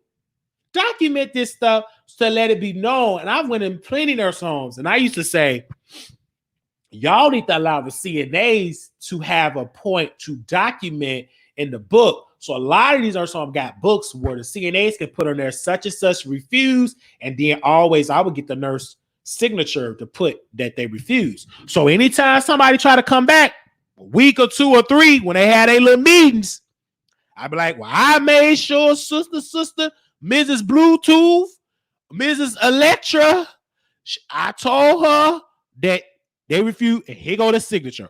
It covers your butt. They don't have to come to you. Because they only get the book and they see all that they refuse because they have a right to refuse. You can't force them. They have a right to stay in that bed if they don't want to get up. Even though it makes your job easy to get them up because they won't be on that call light. We all know that. But if they refuse to do it, you got to listen to them that they refuse. It's the nursing job. Get your nurse. And the nurse, she busy. Get her supervisor. It's a unit manager. Use them, especially if they're in that type. I know I do. Can you come talk to Miss So-and-so? Because she don't want to get up. I want you to see that she refused to get up. And you can't force them. Especially if you're a male senior. I don't care who you are. You can't force people to get up if they don't want to get up. Just that simple. Make your job easier. Because there's some places that you're going to work in that are more difficult than others. Some places don't care who they get, don't care what behaviors they have. They're going to make sure they get them. They don't care. So some place is so aggressive where the fights and stuff. No, you be in a place that you're getting hurt and injured. No, you have to go to that facility, that bar, and they need to document. And if you're going into a place that you're getting hurt and scratched and bitten, they biting on you, then you need to look for another facility and go somewhere where you're going to be wanted. You should not go into a place and that you're getting hurt because they should document that stuff. They should document that stuff. So it'll be put, everything is in writing. Document. I've been in rooms. I said documentation matters.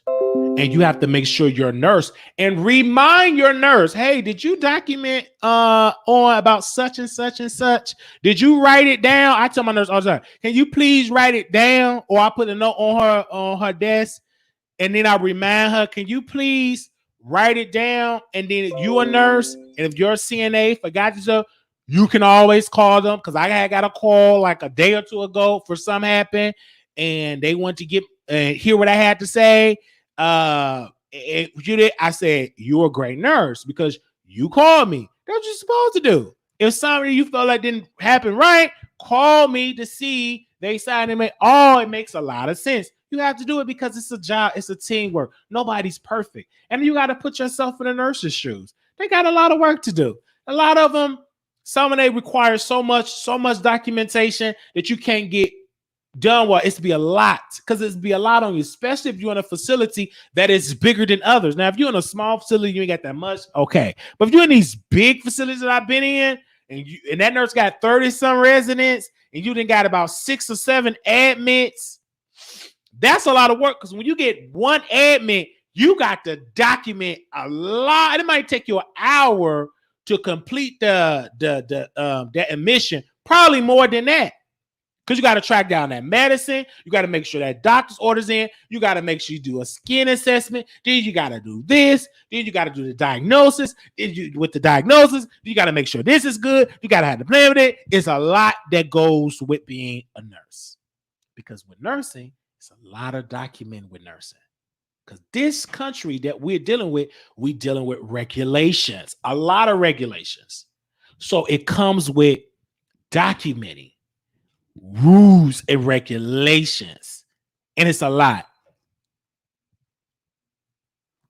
And please, if that resident falls and you get doing all that document, it's about 2 hours at the end of your shift, or an hour into your shift, or probably 45 minutes you about to clock out.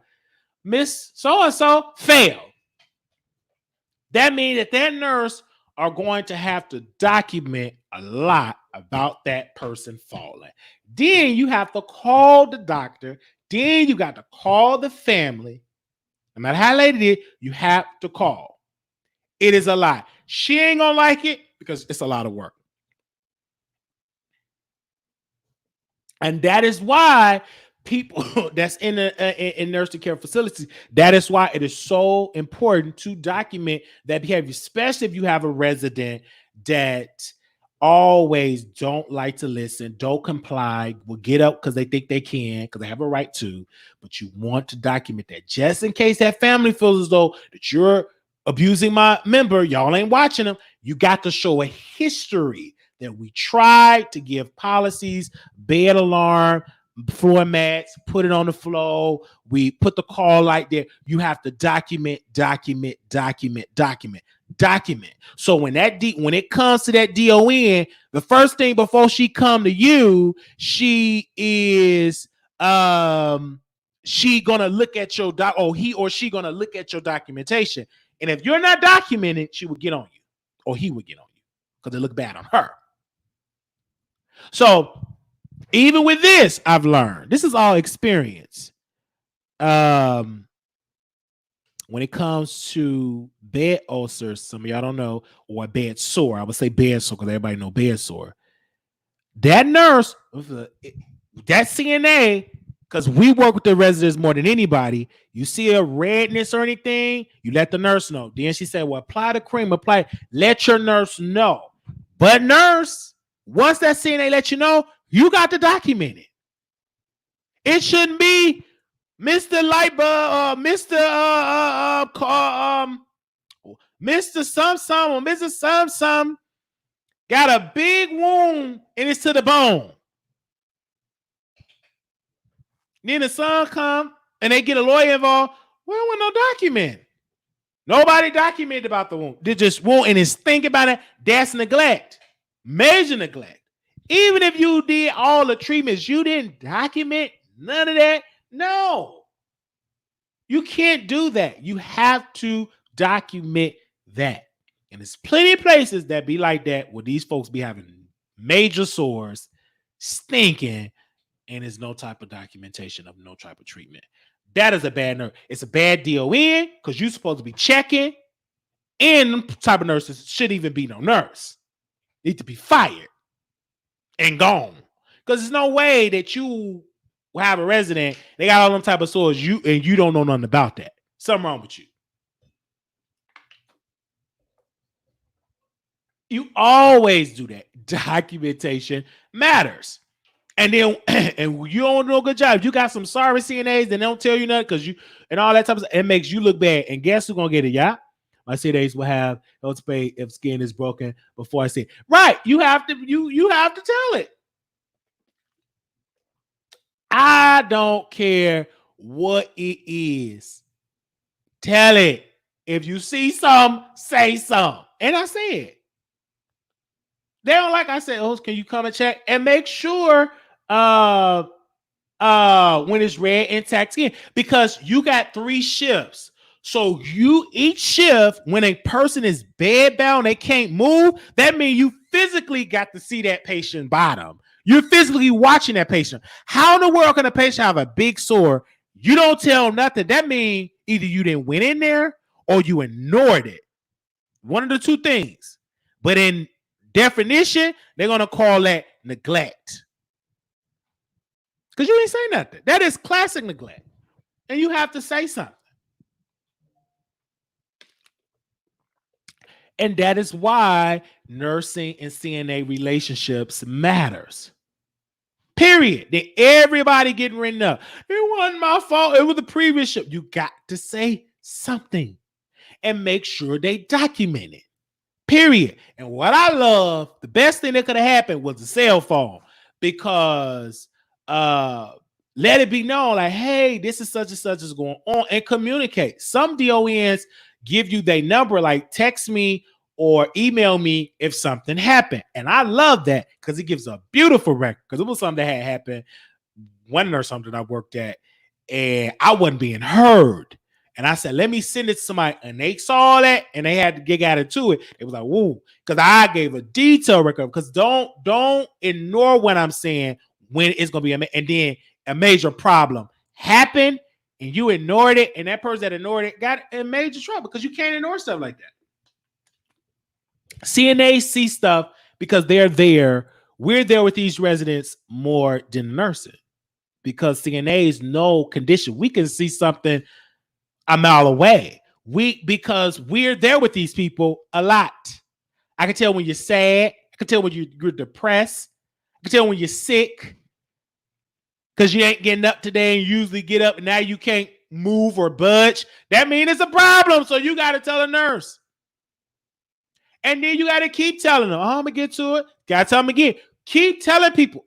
It could be such an emergency that you have to go somewhere else and tell another nurse, can you see it? Because it's that bad. Because it all reflect on you. I have been in rooms and it was been with a resident and something happened. You have to tell it. Emergency situations. Hey, this is and sometimes you have to use some authority. You need to get here quick. This is a cold. This person ain't responding. And that means you drop everything that you're doing and you run.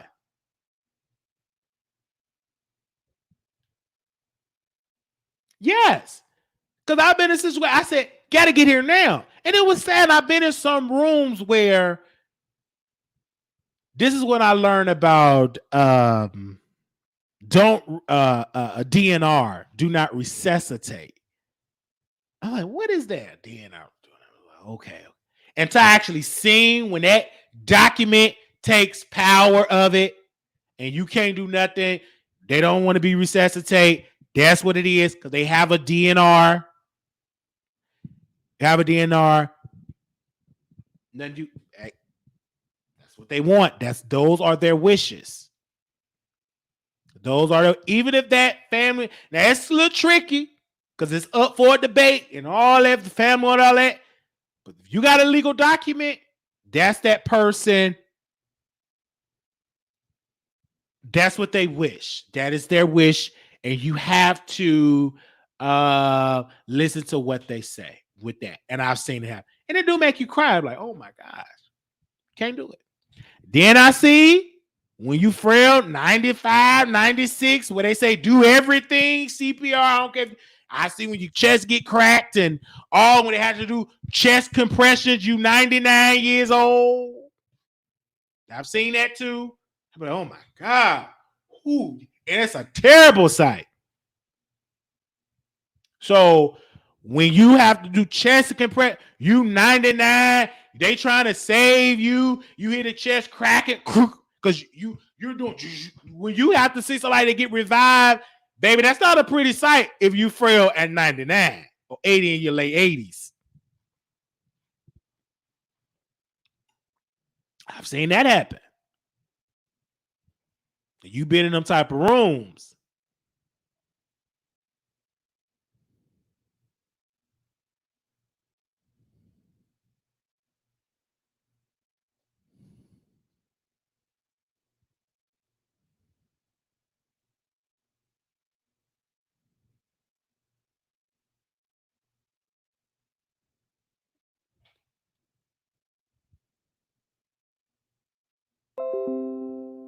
Oh, wow. Well, thank you for that. We're going to have to talk about that on Patreon. You send me that tea. I'm going to talk about that on Patreon. We got to do an emergency Patreon, I think, tonight to talk about that tea. And he got the nerve to talk about how I talk and spell. And you've been on an investigation, but we got to talk about that on Patreon. Nurse have your own body audience, but the CNA will spot it first. Right. The CNA is the eyes and ears of the operation. Very important part of the operation. And if you have good CNAs, it's the beauty of the business. And a good nurse, it just works. It flows very well. Communication is key. And I wish that a lot of CNAs, a lot of nursing care facilities go back to what I experienced in this one good nursing home in Elmhurst, Illinois, that we had to do reports. And a lot of nursing homes rush people to clock out because they don't want to pay for that. But I think that a lot of nursing homes need to make it mandatory that before you leave, you give a detailed report on each resident. Like the nurses give a report to the coming nurses, CNA should be able to do that too. But I've noticed in Texas, they really don't force that because they want you to clock out at 2:00. And I refuse to give you a nursing report once I'm off the clock. It is what it is. Now, if you now what make you a smarter CNA, if you come early, like if you come like 7 or 10 minutes a little early, like a little 7 minutes early, like 1:54, you come on the floor like 1:54 or something, then I can give you a 7-minute breakdown of what is what, who got their shower, who's good, what is what. But I do believe that they do need to make it mandatory where you spend like 10 or 15 minutes after your shift just giving a report on your residents. And I think that will help out a lot, period. That will help out a lot. I'm just saying, it's some things that could be changed. I'll see that. But when you have a no good CNA, okay. But when you have a no good CNA, you can forget it, man. Please. I get in when I get it, see it when I see it. You want to have a go, and you can tell. You can tell a good CNA. Even when I work, I can tell who I'm working around somebody good. I was lucky to work at an expensive nursing home. I never had to deal with poor care conditions, but the family are needy. Oh, the family very needy. I've worked in expensive, very great nursing care. One in Amherst, Illinois. That was one of the best nursing homes. It was a retirement center. It was very expensive, baby. It was the best of the best that I've worked in ever in my career. That's in the top, because in that place, they give a contract where when you come here, you could be an independent living, assisted living, rehab. You get dementia, you go to dementia unit. If you need to be on hospital, put you on hospital. You ain't got to leave that place. Whatever you need from beginning, middle, and end of life, we got you. Restaurant style, we cook your food, tastes good, the best I ever been. They got the area where you could order from. It was really, really nice. Very expensive though. But I wish that all elderly people can work in a place like that. Then I worked in another place in Frisco that had the same type of style as that place, but there wasn't as ready. They was just a new place, but it still kind of reminded me of that place that I worked in Elmhurst, but it was so expensive. And I worked in some places. Every man for themselves. Piss, poop, everything. Sores, bed bugs, roaches, aggressiveness, bad staff, fighting among themselves, come to work when you feel like coming. Scheduler don't know what to do. DON don't know. We just here just to be here. When the state come, then we'll get on the behavior. Once the state leave, go back to just being nothing. I've worked in them type of places. So I worked in them type of nursing homes. I've worked in it, and I didn't stay long because no matter how hard you work, you're fighting a losing battle. And I had to leave. People would fall. I remember one time I worked at a nursing home, and it was so terrible. And I told the DON something, and she said, well, I can't be here all day. I got to get my nails done. I said, first of all, your building is failing, and you're worried about your nails. And I had to leave that place. Now, it was one person that was in that meeting with us. She worked with me in another facility, and she looked at me and said, Wiley don't play. And I don't mind leaving a job. But before I left and quit, I let her have it. I said, you don't run a place like this. What you're doing is wrong, and you know you're wrong. You talking about your nails and people are falling and this place is smelling like this is the reflection of you, miss. And what you are a sad person as a nurse. You are a pathetic woman. And I quit. I got up out of there. I said, you are pathetic. 60 seconds. And she ain't there today. I worked in another place, same thing. They had to clean the whole. It was pathetic. I've worked in some places where you have to speak. Terrible places. Couldn't believe it. Oh my God, this is terrible places.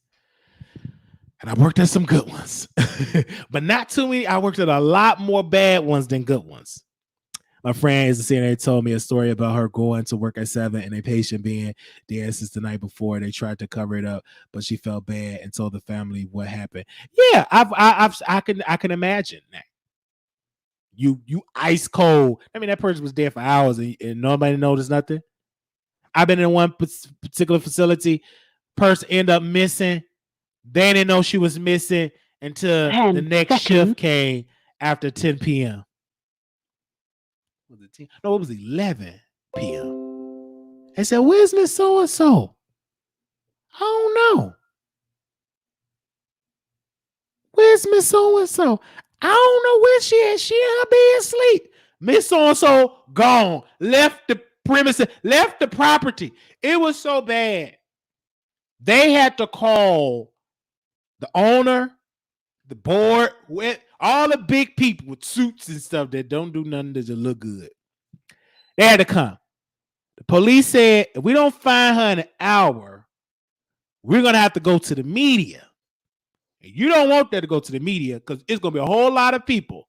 And that was the good nursery, the expensive place that I worked at. And they said, we're going to have to go to the media. In an hour when they run it, we're going to run it. If you've seen it, to call us. They didn't want this. Oh my God, we don't want this. They finally found the woman. The woman was walking. They found her. I forgot. I think at the Goodwill, whatever they found this woman at. She walked so many miles away from the place. It was so bad. When she got back to the place, she slept and slept. Baby, I said she walked. For hours that woman had walked. She could have died. That family, they got her out of that place. And they sued that place. And they had to settle out of court. Yes, they did. They did sue. And they wrote up this nurse. And they fired the CNA. You had to get fired. You knew that you supposed to check to make sure your people is there. And that woman left the building. You turned, and the nurse got mad. He should have been fired. I said, if it was me, she would have been. That nurse would have got fired. But he was white. They didn't fire her. Because you turned the alarm on, cleared it. Well, clear. Once you cleared that alarm, the alarm went off when the lady left. They cleared it. They all should have been fired. Because if that woman would have died or got hit by a car, they would probably have to close the doors. Because who want to go to a nursing home when somebody didn't escaped and left, and they didn't know for hours and she dead? That's just bad press.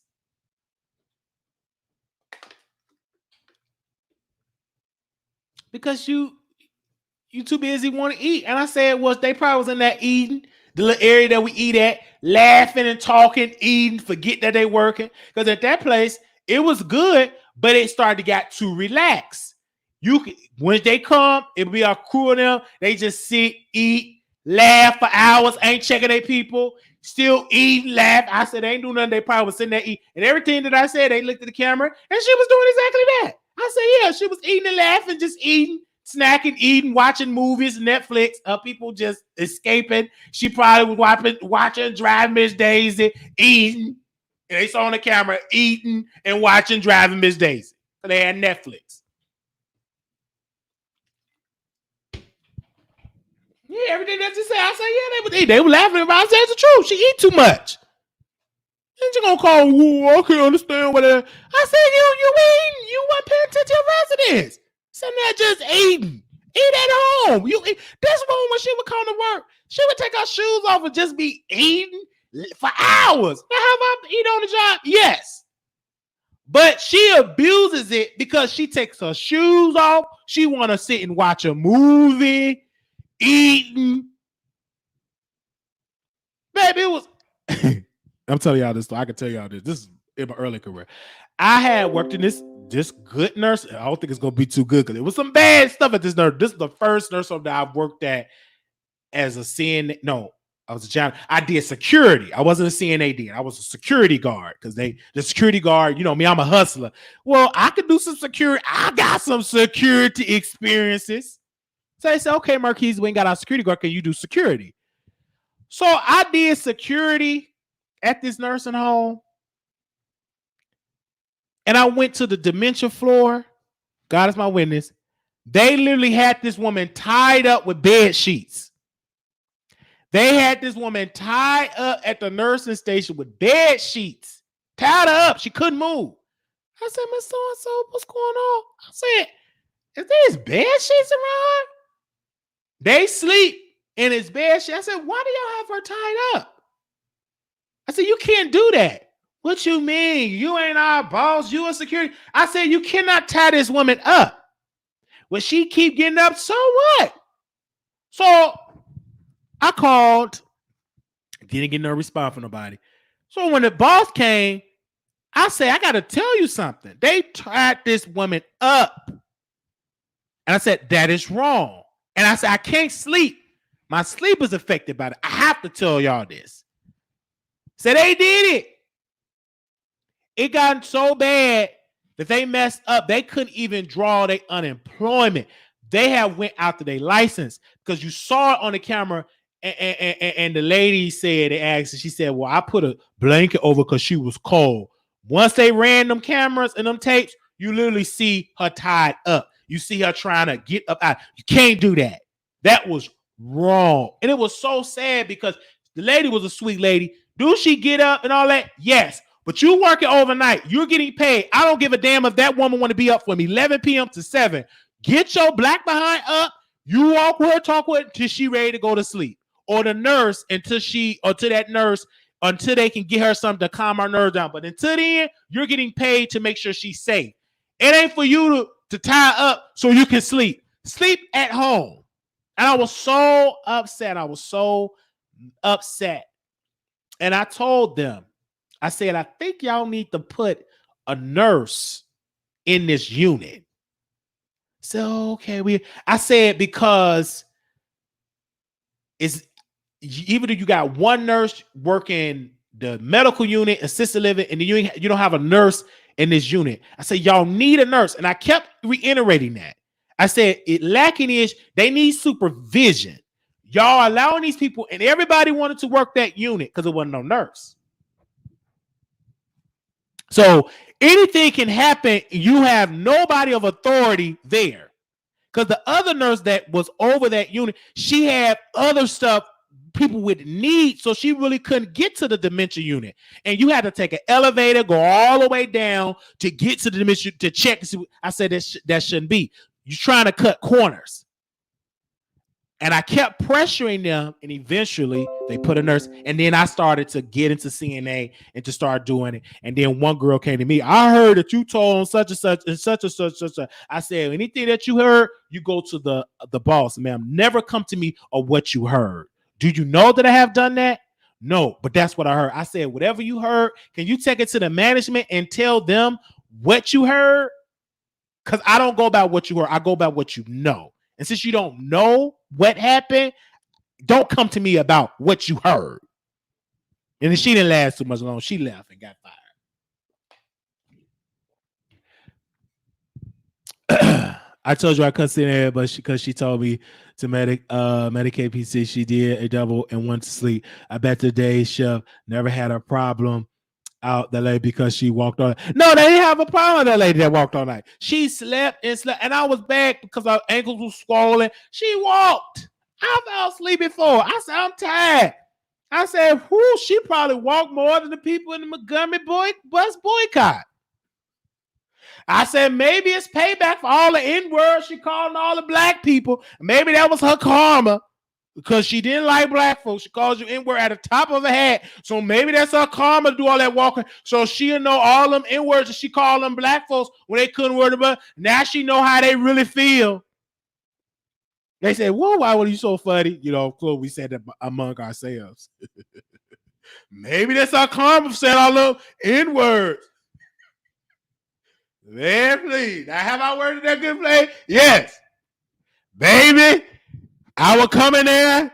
One lady, she couldn't stand me. N-word, N-word, N-word, she would call me. Then one day I came to her, just really out, didn't know nothing about CNA that mothers knew. I said, how you doing, Miss So-and-so? Get your black paws off of me, N-word. And I ran in that restaurant and cried. That woman made me cry. Get your black paws off of me, N-word. Like she said it with authority. Shook me up. I cried, and she broke me down. I never was called like an N-word like that. She said it with authority. I ran in that restroom and I cried. Oh, baby, I cried. Ooh, did I cry? I cried. That's like, what's going on?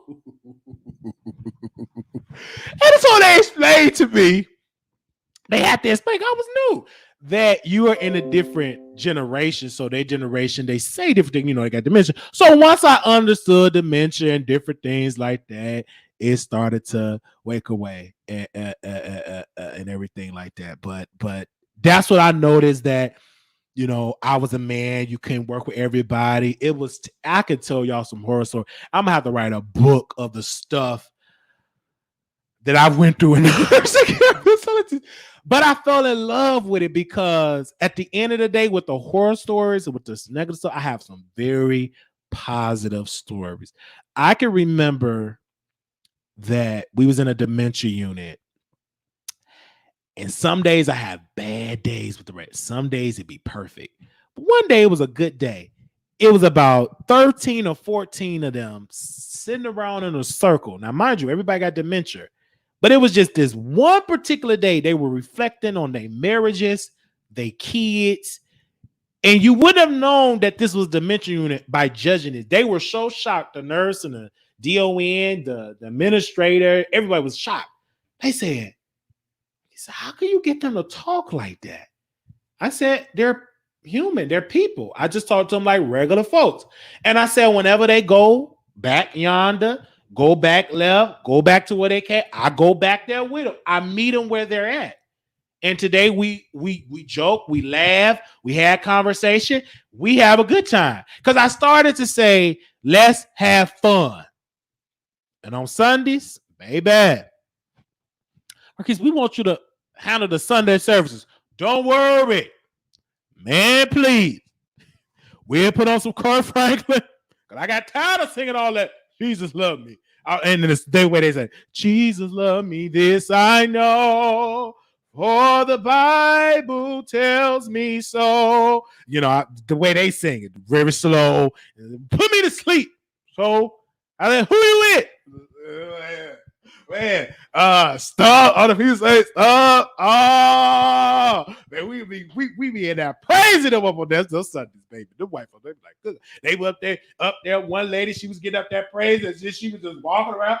I said, come on up here. People was getting out there with shout out. We was having service up in that point. We have a powerful service on those Sundays.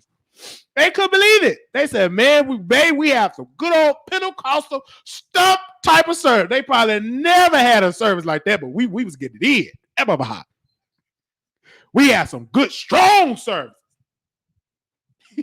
Then we went to a black nurse. I don't know what day we go to this black nurse home in South. I quit to go to this black one because I wanted to do my material with the black resident.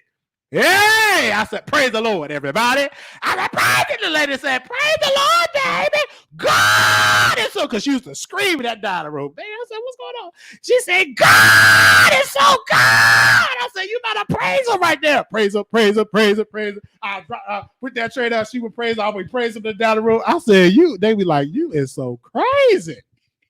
I said, why she get up and shout? You know, I said, you better get up and pray. Hallelujah. She would get up. It's like, my kids, please don't get her started. I'm like, okay. So I'm ignorant. They said, don't get her started today, Marquise, please. I was like, I ain't gonna get her started. I said, hey, Miss So-so. She said, how you doing, baby? I said, it's good. I'm reflecting on how I got it. She said, God is so good. I said, yes, he is. He's a wonderful, good God. Yes, go ahead. He's a holy God. He's a holy God.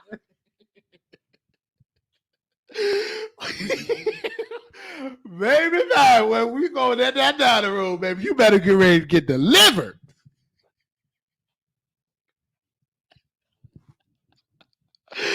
People be getting up there shouting at the boy. They couldn't. They did this. A good God about it.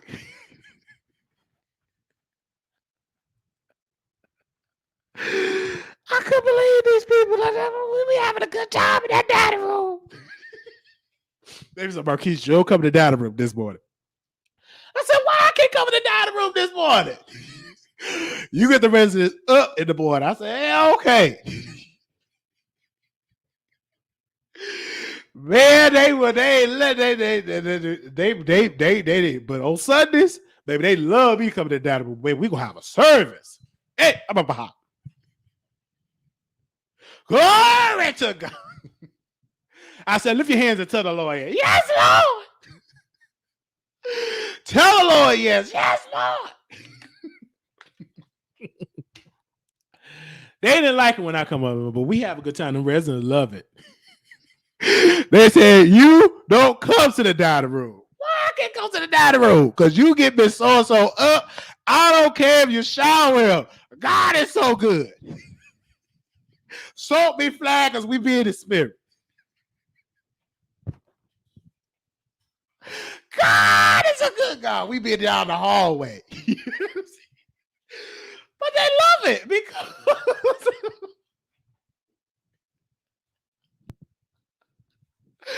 oh, it just made me so funny because she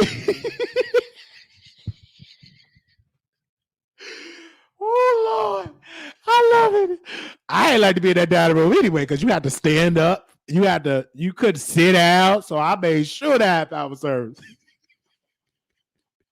Man. They showed, so it was good. I had a good time in there. So I was like, at the same time, I love it. It's fun. It's really, really fun.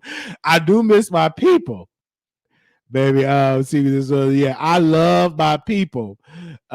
We when I was in the Chicago nurse home, baby. Some jokes I would say, but I really can't say due to HIPAA and all that stuff. Some of that stuff, some of this material I do want to say. Lord, I want to say this joke so bad, but I can't say that joke because I think her granddaughter watches the show, so I don't want to say that joke. Oh Lord, I can tell some material with them residents, baby. They just make it. But I do remember one resident told me, I can't show her. She said, your eyes is crossed. Okay. But this is one resident. Baby, I went to one resident room. I was in so much pain. Baby, my leg, my mouth cerebral palsy was eating me up that night. I was in so much pain. And I went in her room, asked her, call, like, oh, you want some? Oh, Hail Mary full of grace. She started praying with me. She started praying to the Pope. I guess she said, Lord, what did I do to deserve this? I had to be. I was in so much pain.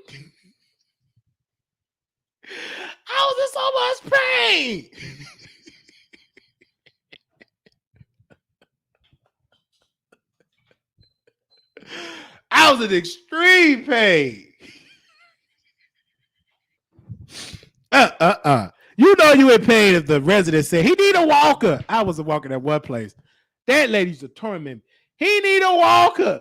Give him a walker. Mrs. So-and-so, he need a walker. Sir, you need to sit down. You can't hardly walk. He need a walker. Give him a wheelchair. Ha, ha, ha, ha. And she would bring a wheelchair. Oh, she used to get on my nerves. Said, get your wheelchair. She used to bring a wheelchair. Sit down. Give him a wheelchair. He can't walk.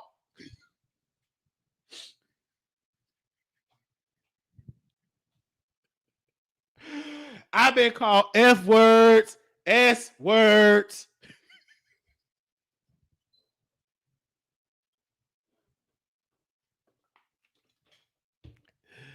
Yeah, they have a run to get freaky.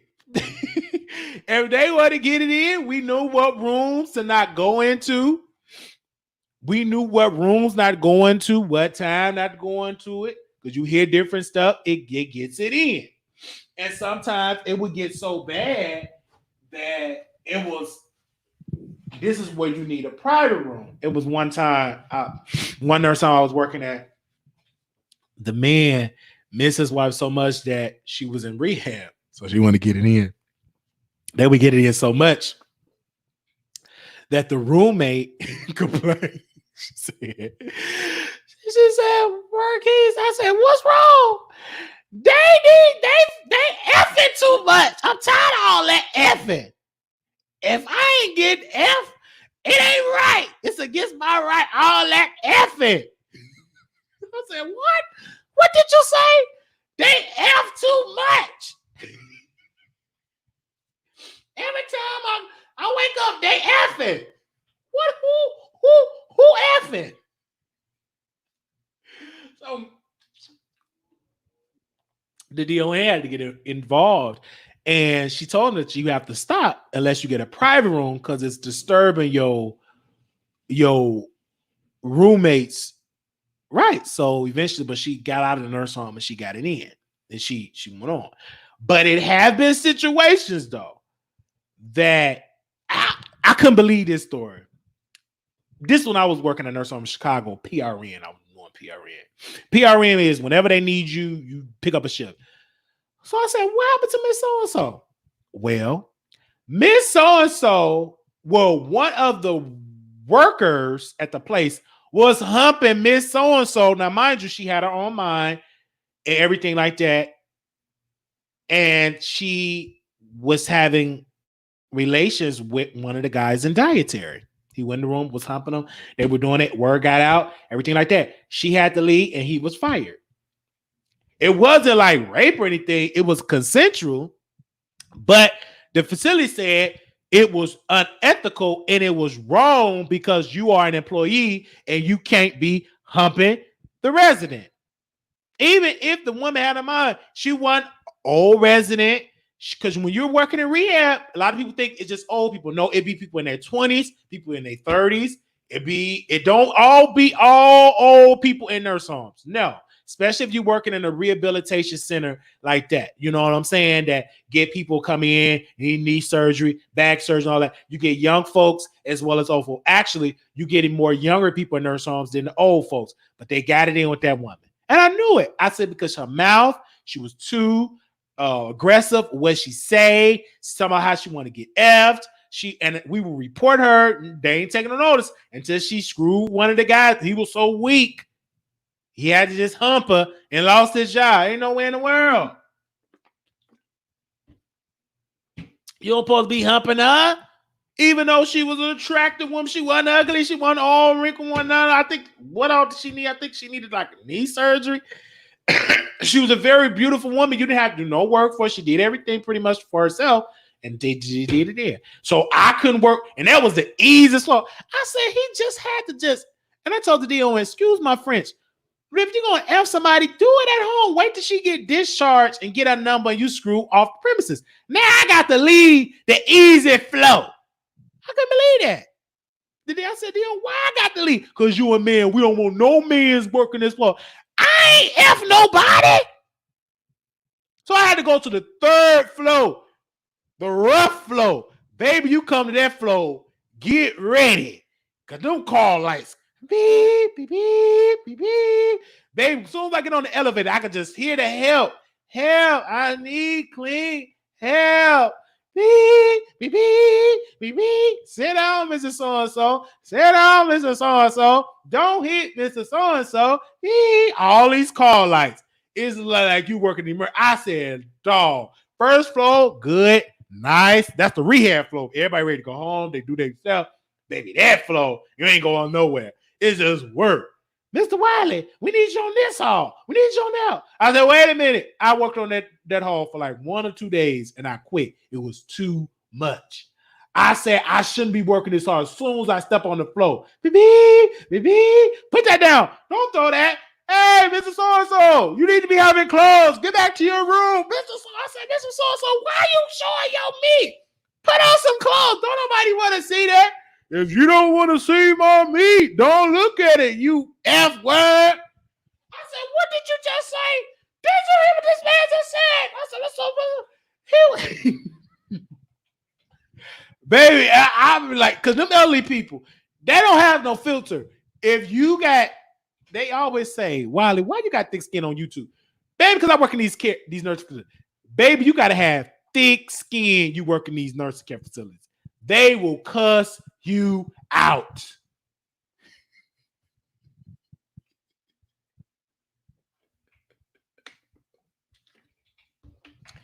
And I know you can't cuss them back out. I said, this man, and he said with authority, don't look at it, you F word. And they be knowing who gay. So if you on the down low, you will get exposed in these nursing homes.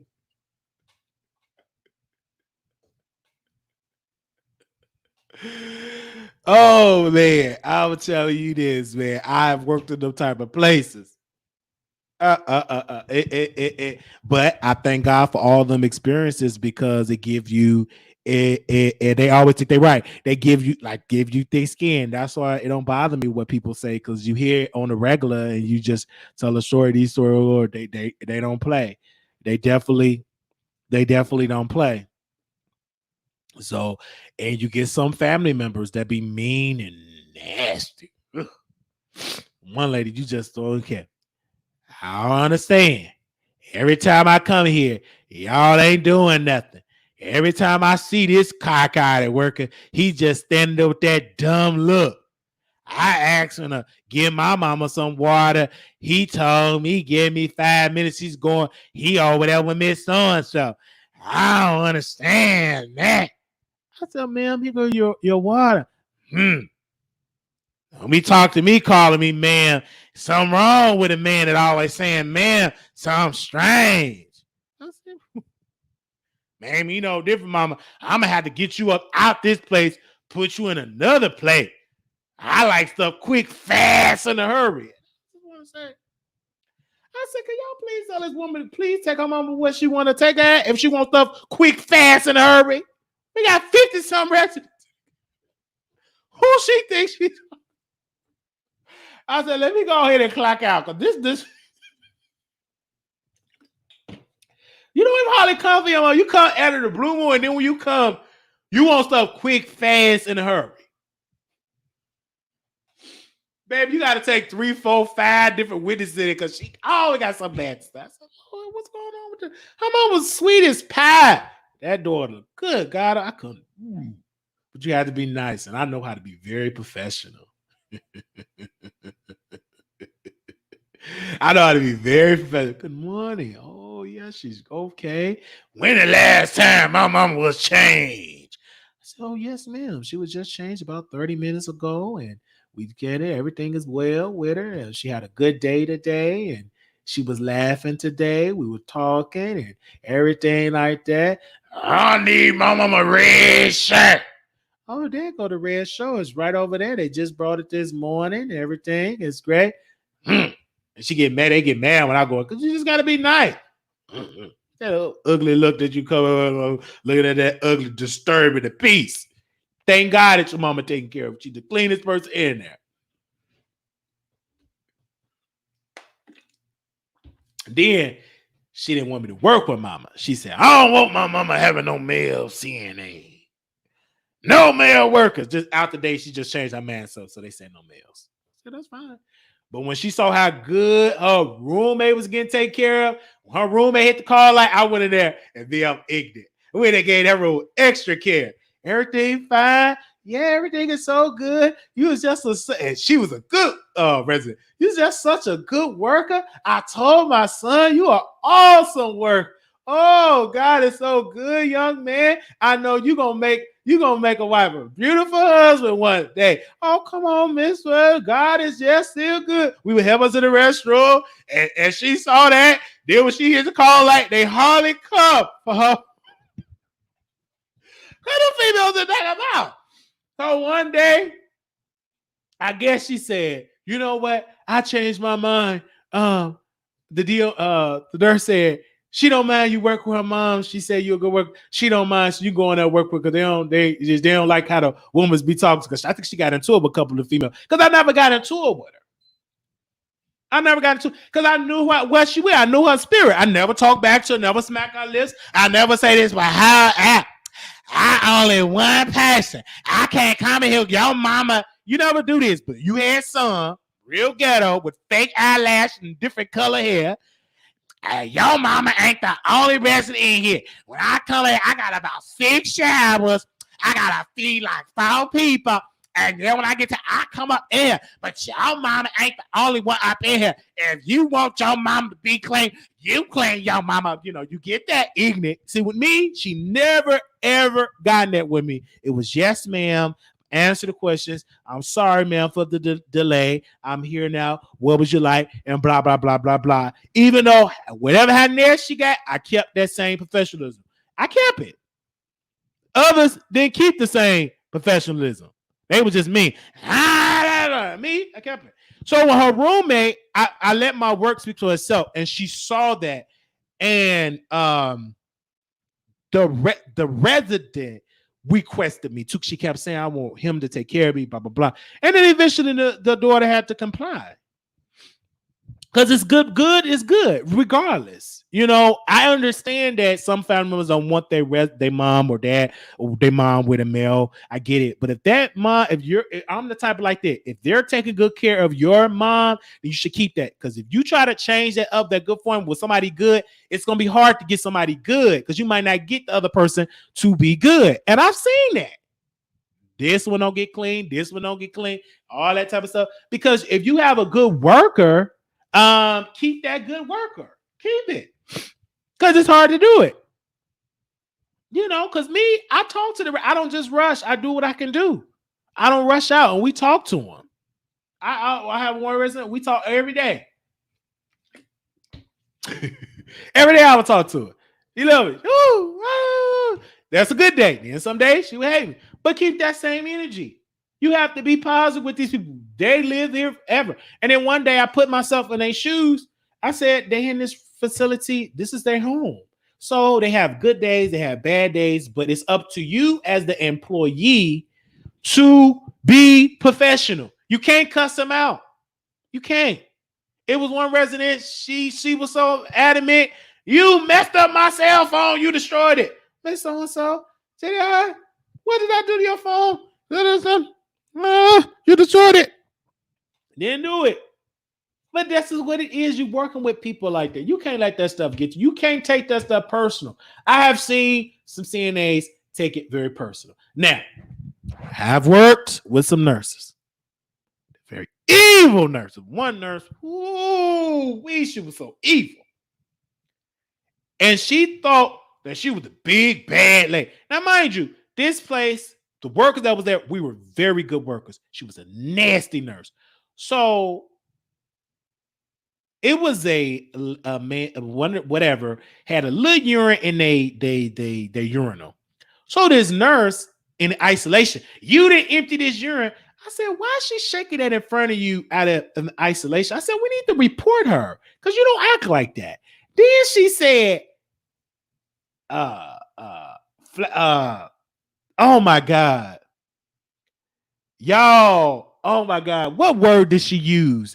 And the definition of that word is like monkeys out of order. Like you can't keep order. Like it's no order. It's dysfunction. It was something about monkeys. Some word that she said. Y'all said y'all got this hall in a disarray.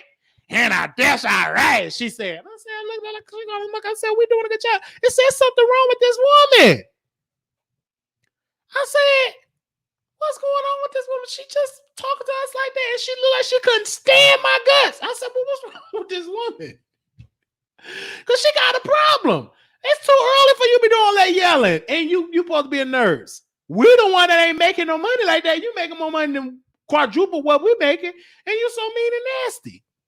And we help each other. I don't understand that. You in the room. I said, it's nothing wrong with us helping each other, man. What's the problem? So-and-so light been on for 5 minutes. I said, no problem. I go answer such and such light. I already knew what she wanted. She wanted her medicine. I want my medication. I want my pain pill. I said, she just want her pain pill. Tell her I'll be up in there soon. They hit the light. She want her pain pill. Get the pain pill.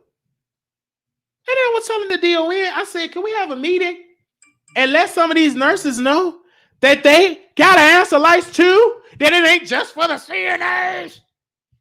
I ain't saying like that, but this is how I figure it. Because you got to be professional. Give me a second. This is how I do stuff. Good morning, Mrs. So-and-so. Good morning, Mr. Wiley. How you doing? Good. Everyone's so great, but I have a couple of issues that I would like to discuss. I think it's a problem. Maybe we need to be in service on call lights because when we work the 11 to 7 shift, it gets busy at 4 a.m. and 5 a.m. because those are like our rush hours where everybody wants services and we got to get people up and clean them. And, everybody rush at that point. So I think it would be helpful if the nurse can at least help with the call light and let us know what such and such or what he wants and stuff like that. And she said, she don't help y'all with answering. I said, no. She would get upset and want us to, she would come in the room.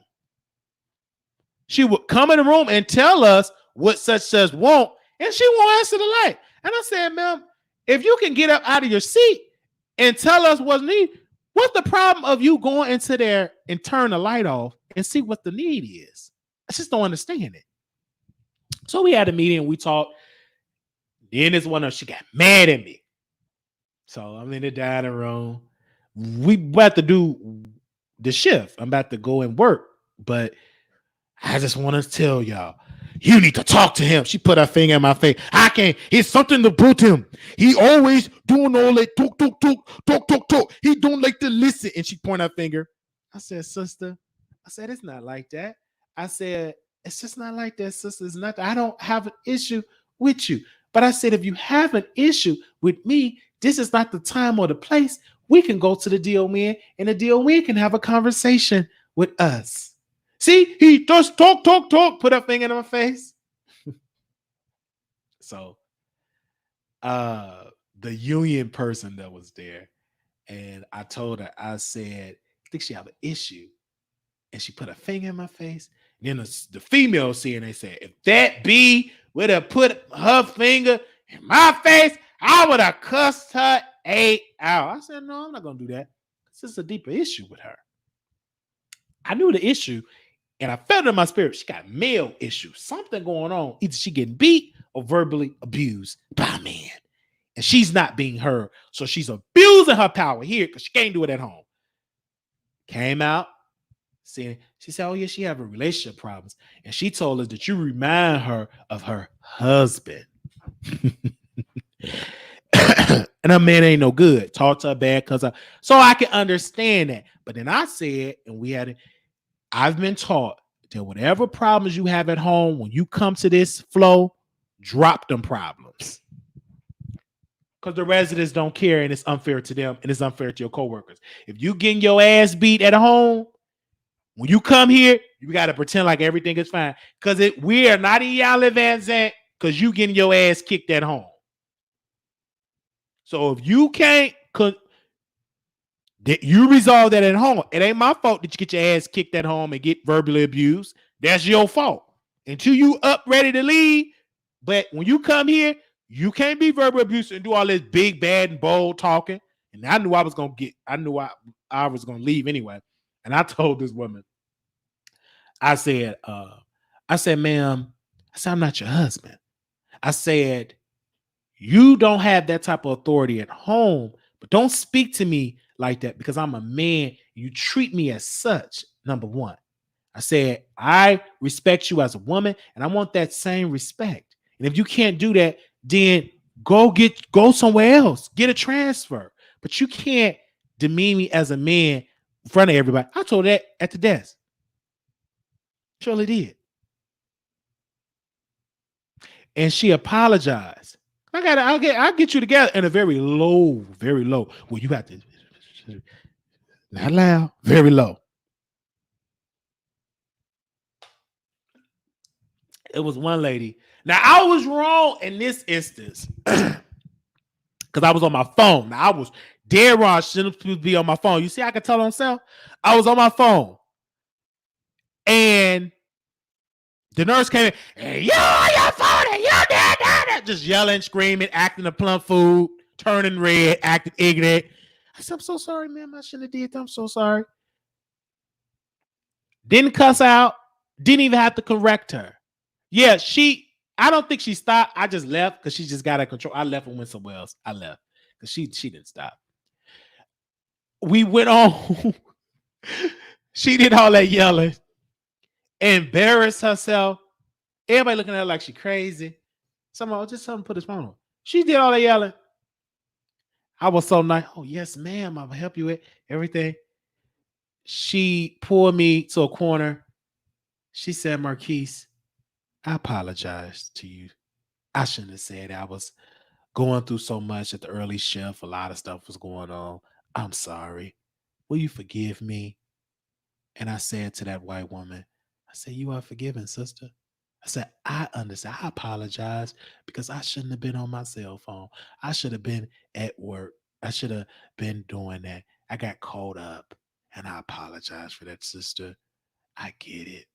Thank you for at least apologizing. And we talked and we hugged and we continue our shift. But I remember that. I surely remember that. Because I'm not perfect. I will tell you when I have done wrong. I'm not a person that will not tell you when I've done wrong or when I've done something that wasn't right. I will let you know. I said I did wrong. I didn't know. I didn't. It was one situation. Did you shower? I said, oh my gosh, I didn't know. I forgot that Miss Sauce on the was Saturday. So what I do? I asked her, and we did it. Even though it was like after she had her lunch, she got it. It was so clear as day. It was resolved. And I think the lady said, I respect the fact that even when you've done something wrong, you would try to correct it with no back talk. A lot of folks can't do that. They'd ask other folks, what you mean, shower, sir? My shift is almost over. And you come to me with this mess. You know, I don't do that because you make the problem worse. What's so hard after you eat to go shower with somebody? It ain't hard. These people, you make a situation difficult and hard. You make something simple, you make it difficult. You make it hard. No, just do it. Period. Even if it ain't nobody. This is another thing that CNA's got to get out of. And some CNAs ain't gonna like it. I didn't like it for a while.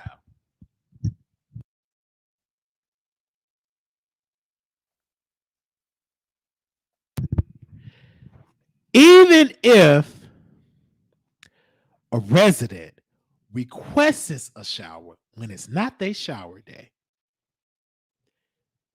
if that nurse said, yes, you can have it, and they request it, you as a CNA got to make it happen. Don't complain. Don't complain. Make it happen. And what the beauty, the success for me is, I always had a good relationship with the women that I work with because I'm particularly probably the only male. So I have good relationship where we help each other. We'll help each other. And that's the beauty. Teamwork is great, especially if you're working in a place that with a lot of residents require two-person assist. They're difficult. So you have to depend upon teams. It makes your shift easy. You tackle this. Okay, let's do our people that's a little bit more work. Some of us say the hardest people are a little bit more work, more assistance. Let's tackle them first and let's do everything, the easy stuff. We just help each other. You need help with this person, transfer, let's do it. It makes the shift go by fast. Next thing you know, I used to work at one job. When you get that 6 o'clock, because how busy it is, it'd be at 2 o'clock before you know it. It's 2 o'clock already. It's time to go. It's been at some jobs, guys, I couldn't get no lunch break because it was that busy. It was that busy. It was some job I refused to take a lunch break because it's so busy that I just want to get this stuff out the way and just be done with it. Some places I've sacrificed. I didn't do it a lot. And baby, my leg paid for it. Baby, it was one place that I worked at. I was limping out that nurse home.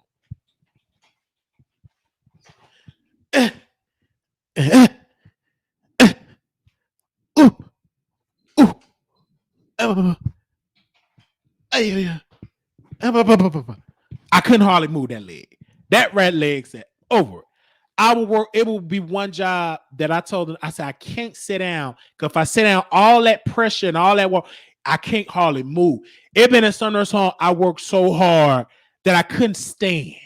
Everybody else would be standing up walking. I couldn't move. My leg was like tight. Them muscles was tight. I couldn't move. Looked like somebody took a sludge hammer and hit my ankle. That's how much pain I would be in. And it was rough. But I had to do what I had to do. And I love that facility because it taught me the experience. Baby, it taught me you to think I need to be at that place. And then you work at a rough place. I ain't gonna say this place name. But all I know is I went to the corner store in Chicago. I had the work uniform on. That lady came to me. She said, you work at such and such and such. Oh, I'm going to pray for you. Ooh, I worked in that place in 1993, and it was rough. And it's 2011 and 12, and it's still rough. She said, baby, I know it's rough. You need to quit that job. That's hard on your body, and it was very hard on my body. Mental health, it got so bad I had to go to the ER, and I had to get on crutches because that place threw my body down. It requires that much. And I put on the job uniform. And place had a bad rep. Don't put on that uniform because many people gonna go in deep prayer when they see you walking up. That place was rough. 3 floors? No, it was 4 floors of just rough work. See, Texas is different. They got a lot of nurse homes with 1 floor. Chicago is old school. They still got flows because they don't have that much space like that, so they stack them up. And some nurse home, the old school nurse homes, that's not really that renovated, still got like 4 people in the room, 6 people in the room, like that. and them was rough. Rough.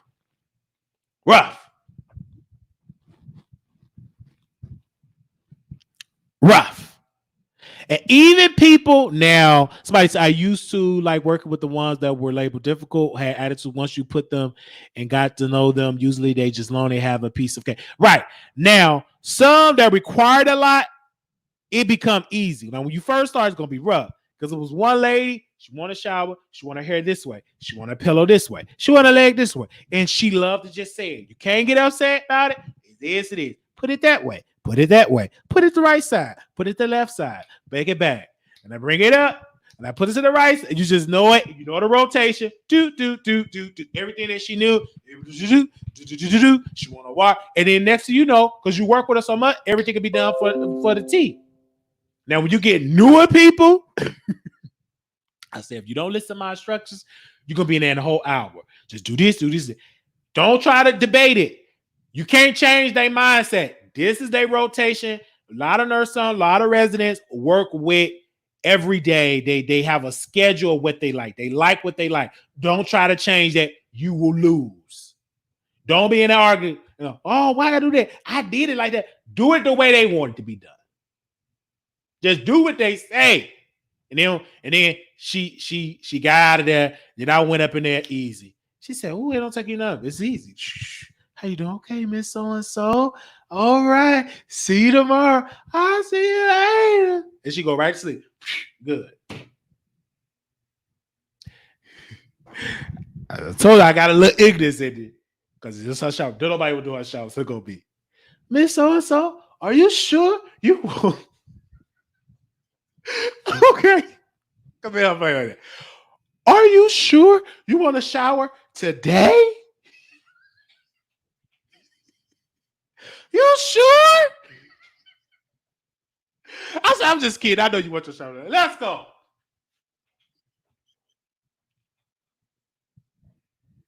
It's too hot. It's too cold. It's too hot. It's too cold. Next thing you know, baby, just get ready to do this. Up, down. Just do this. That's it. That's all you got me doing. Up, down. That's all you have to do. Just get ready. Don't argue. Don't huff and puff because you're going to make it work. Just do this. They you do. I like work with it. It didn't make me no difference. It made the time go by fast. It's so cold. I need this. I need that. I said, "You got everything." Good day. Good night. Baby, when you get done with her, you get you a good sleep when you go home. That's it. It's a lot of work.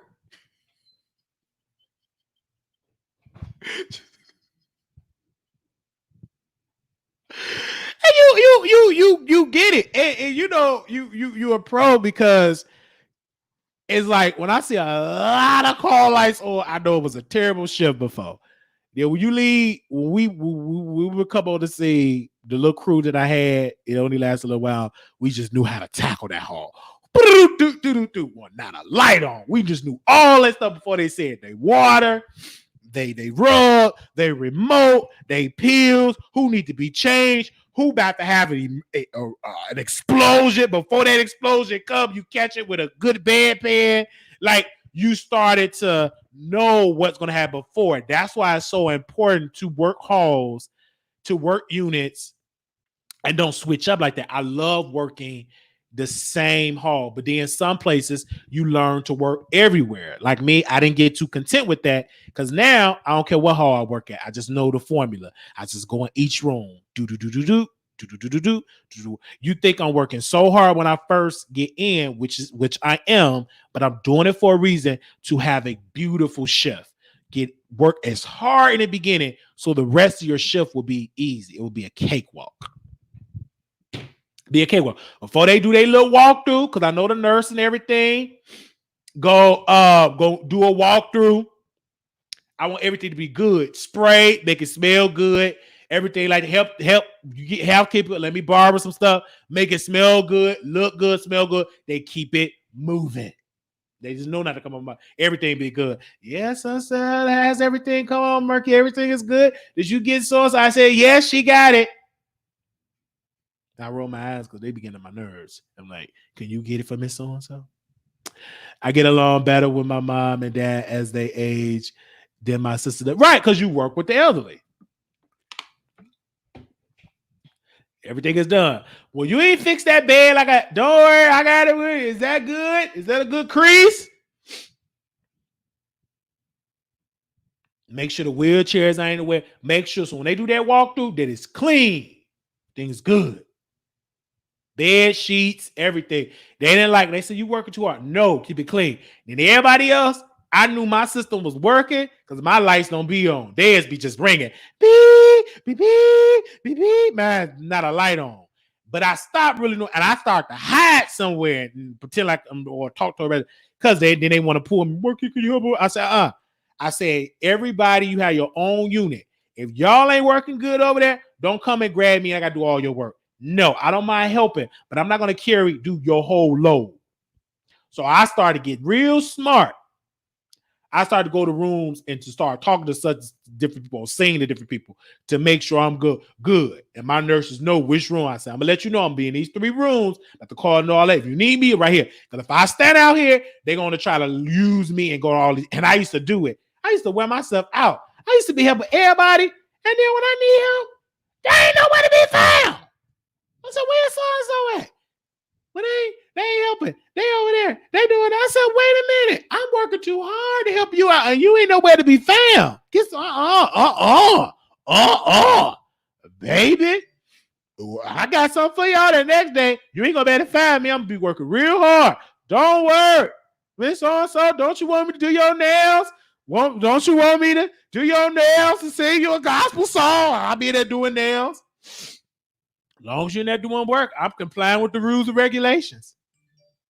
I said, I can't do, I'm doing Miss so-and-so nails. But go ask such and such. I'm busy. You think I'm about to go up and help you all that type of work? After I got through working hard and you don't want to work, don't do this. See, this is what I didn't like. And there was 2 of these CNAs do this. They want to creep up in a room and eat some breakfast. I said, if you want to eat some breakfast, eat before you get here. When you on the train, don't go get your breakfast and bring it here and eat, and you want to and not work, and then once they eat, then you got a rush hour work. No, eat them breakfast biscuits on the train or before you get up in here. Before you clock in, then you eat. Don't try to eat while you work and then you don't want to do your work. No. They used to get mad at me. I said, because you want to sit up in the room and eat breakfast. This ain't no time to eat no breakfast. You should have ate some too. I'm hungry too. But I sacrifice to do my work because they ain't paying me to eat no breakfast biscuits. You want to eat a breakfast biscuit and a hash brown, eat it before you come because you got a difficult flow. The type of unit you work, you don't have the time to eat a breakfast biscuit and a hash brown. And then you want to talk and get on your phone and just laugh. This ain't no time to be doing all that laughing and talking and all them lights blinking. Beep, beep, beep, beep, beep, beep, beep, beep, beep, beep. While you eat your breakfast biscuit, you got about 15 car lights going off. You better answer all 15 of them. And I told him, I said, man, I don't mean no harm. I said, but you should be telling your CNAs to be doing the work. Where your CNAs at? They up there eating breakfast biscuits. You think I help with one, but baby, you think I'm about to help with 15 lights? Not gonna happen. Oh, who want to sit there and eat? Bring your whole breakfast thing. You want to sit there and eat, and all your call lights going off. Beep, beep, beep, beep, beep. And I hate a call light going. Oh, Lord, it irritates me when 15 lights going off. That's ridiculous. Do your job. Get it done. Oh, I couldn't be no supervisor. They will hate my guts. Well, I want to eat my breakfast. I'll be hungry. If you're that hungry, eat before you get here. It's just that simple. Because I'm not about to sit here and answer all these call lights. After you make your AM rounds, then you can eat your breakfast. Everything is done. Period. Before I go on my 10 o'clock lunch break, I make sure I get everybody changed, done, everything I get done. So when I come back, just easy rotation. It's just easy. I'd rather work hard. I'd rather work smart, not hard. I'd rather work smart, not hard, not difficult work. Just get it out the way. You know the ones that require a little bit of services. So tackle them so they don't be worrying you with the call light. Get it done. Change them, get it done. Period. Because me, I don't like to work so hard before I'm about to clock out. It's about to be 2:00 and I got to do about 3 showers. That's a problem. You got to do 3 showers. Yeah, it's 1:20 and you got to do 3 showers. Good luck with your 3 showers. I'm getting out of here at 2:00. You should have did that when you had time to do it. You want to do all that eating and talking. Everywhere you're talking to this housekeeper. You're down there talking to the dietary. It ain't no time to be doing all that talking. If you want to talk, get your talk show. Oh, Marquise, I heard you had a YouTube channel. I said, man, I don't mean no harm. I ain't got time to talk about on YouTube. I got to do a lot of work. If you want anything to know about my YouTube, check it out off your off time. I ain't got time. I don't have time to be doing all that talking. I can just get my work done. Because when I'm talking to you, I didn't waste about 45 minutes, all that type of stuff. This ain't no time to be talking about what I do on YouTube. I ain't got time. I got to do clean up.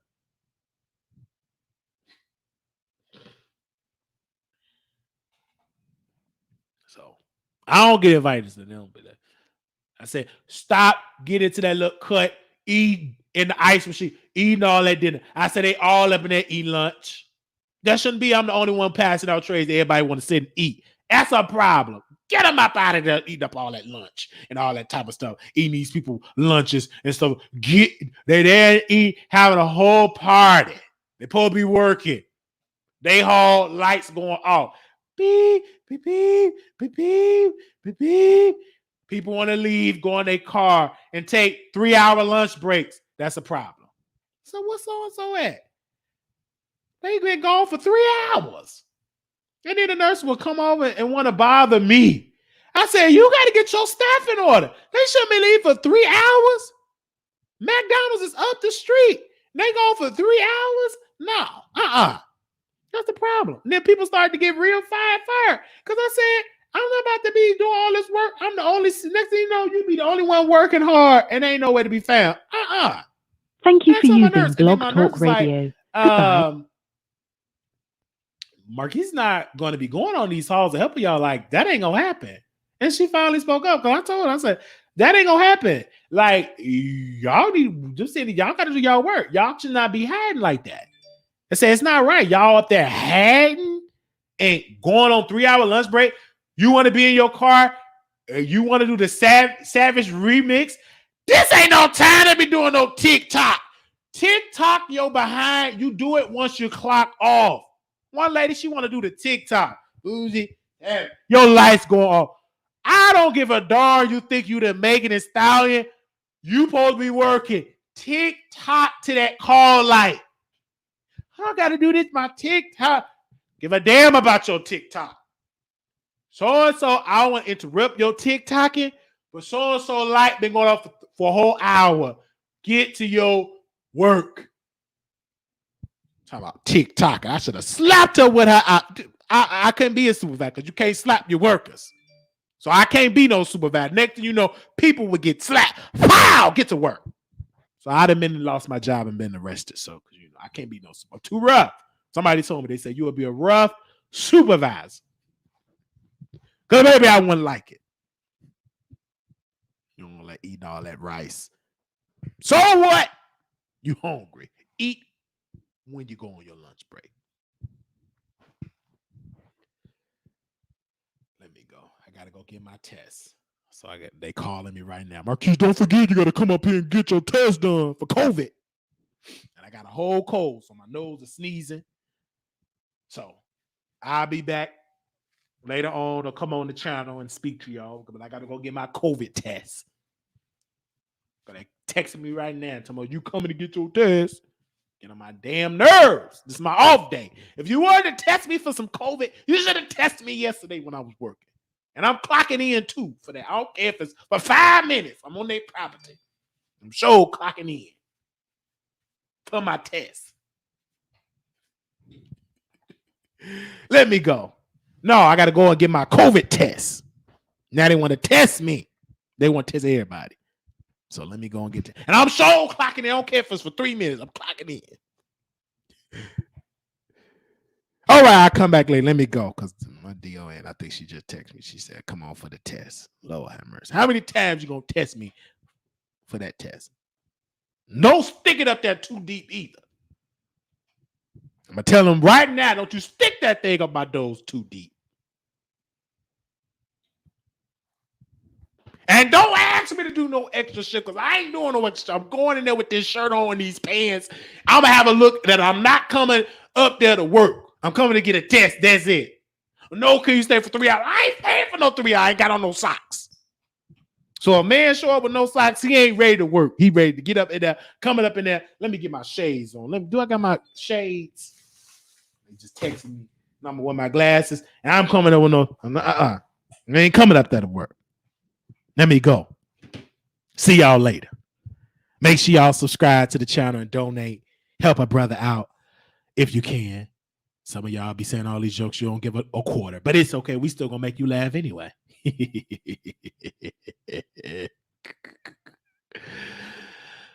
Oh Lord, did I delete? Wait a minute. I was talking so much in the show. Wow. I was gonna play my little outro. I guess I can't play it. See y'all later. All right, I said I was coming. This lady, if this lady sent me, I'm about to tell her, I'm gonna get her together when I get up in there. I'm going to get her together. Let me click off this camera. Send me one more text message if you want to. I'm gonna get that lady together. She let her send me one more text message. I'm coming for that test. And they better have me. I bet not waiting no line either, or it's gonna be some problems and some trouble. Now send me another text message if you want to. Let me start. I love her.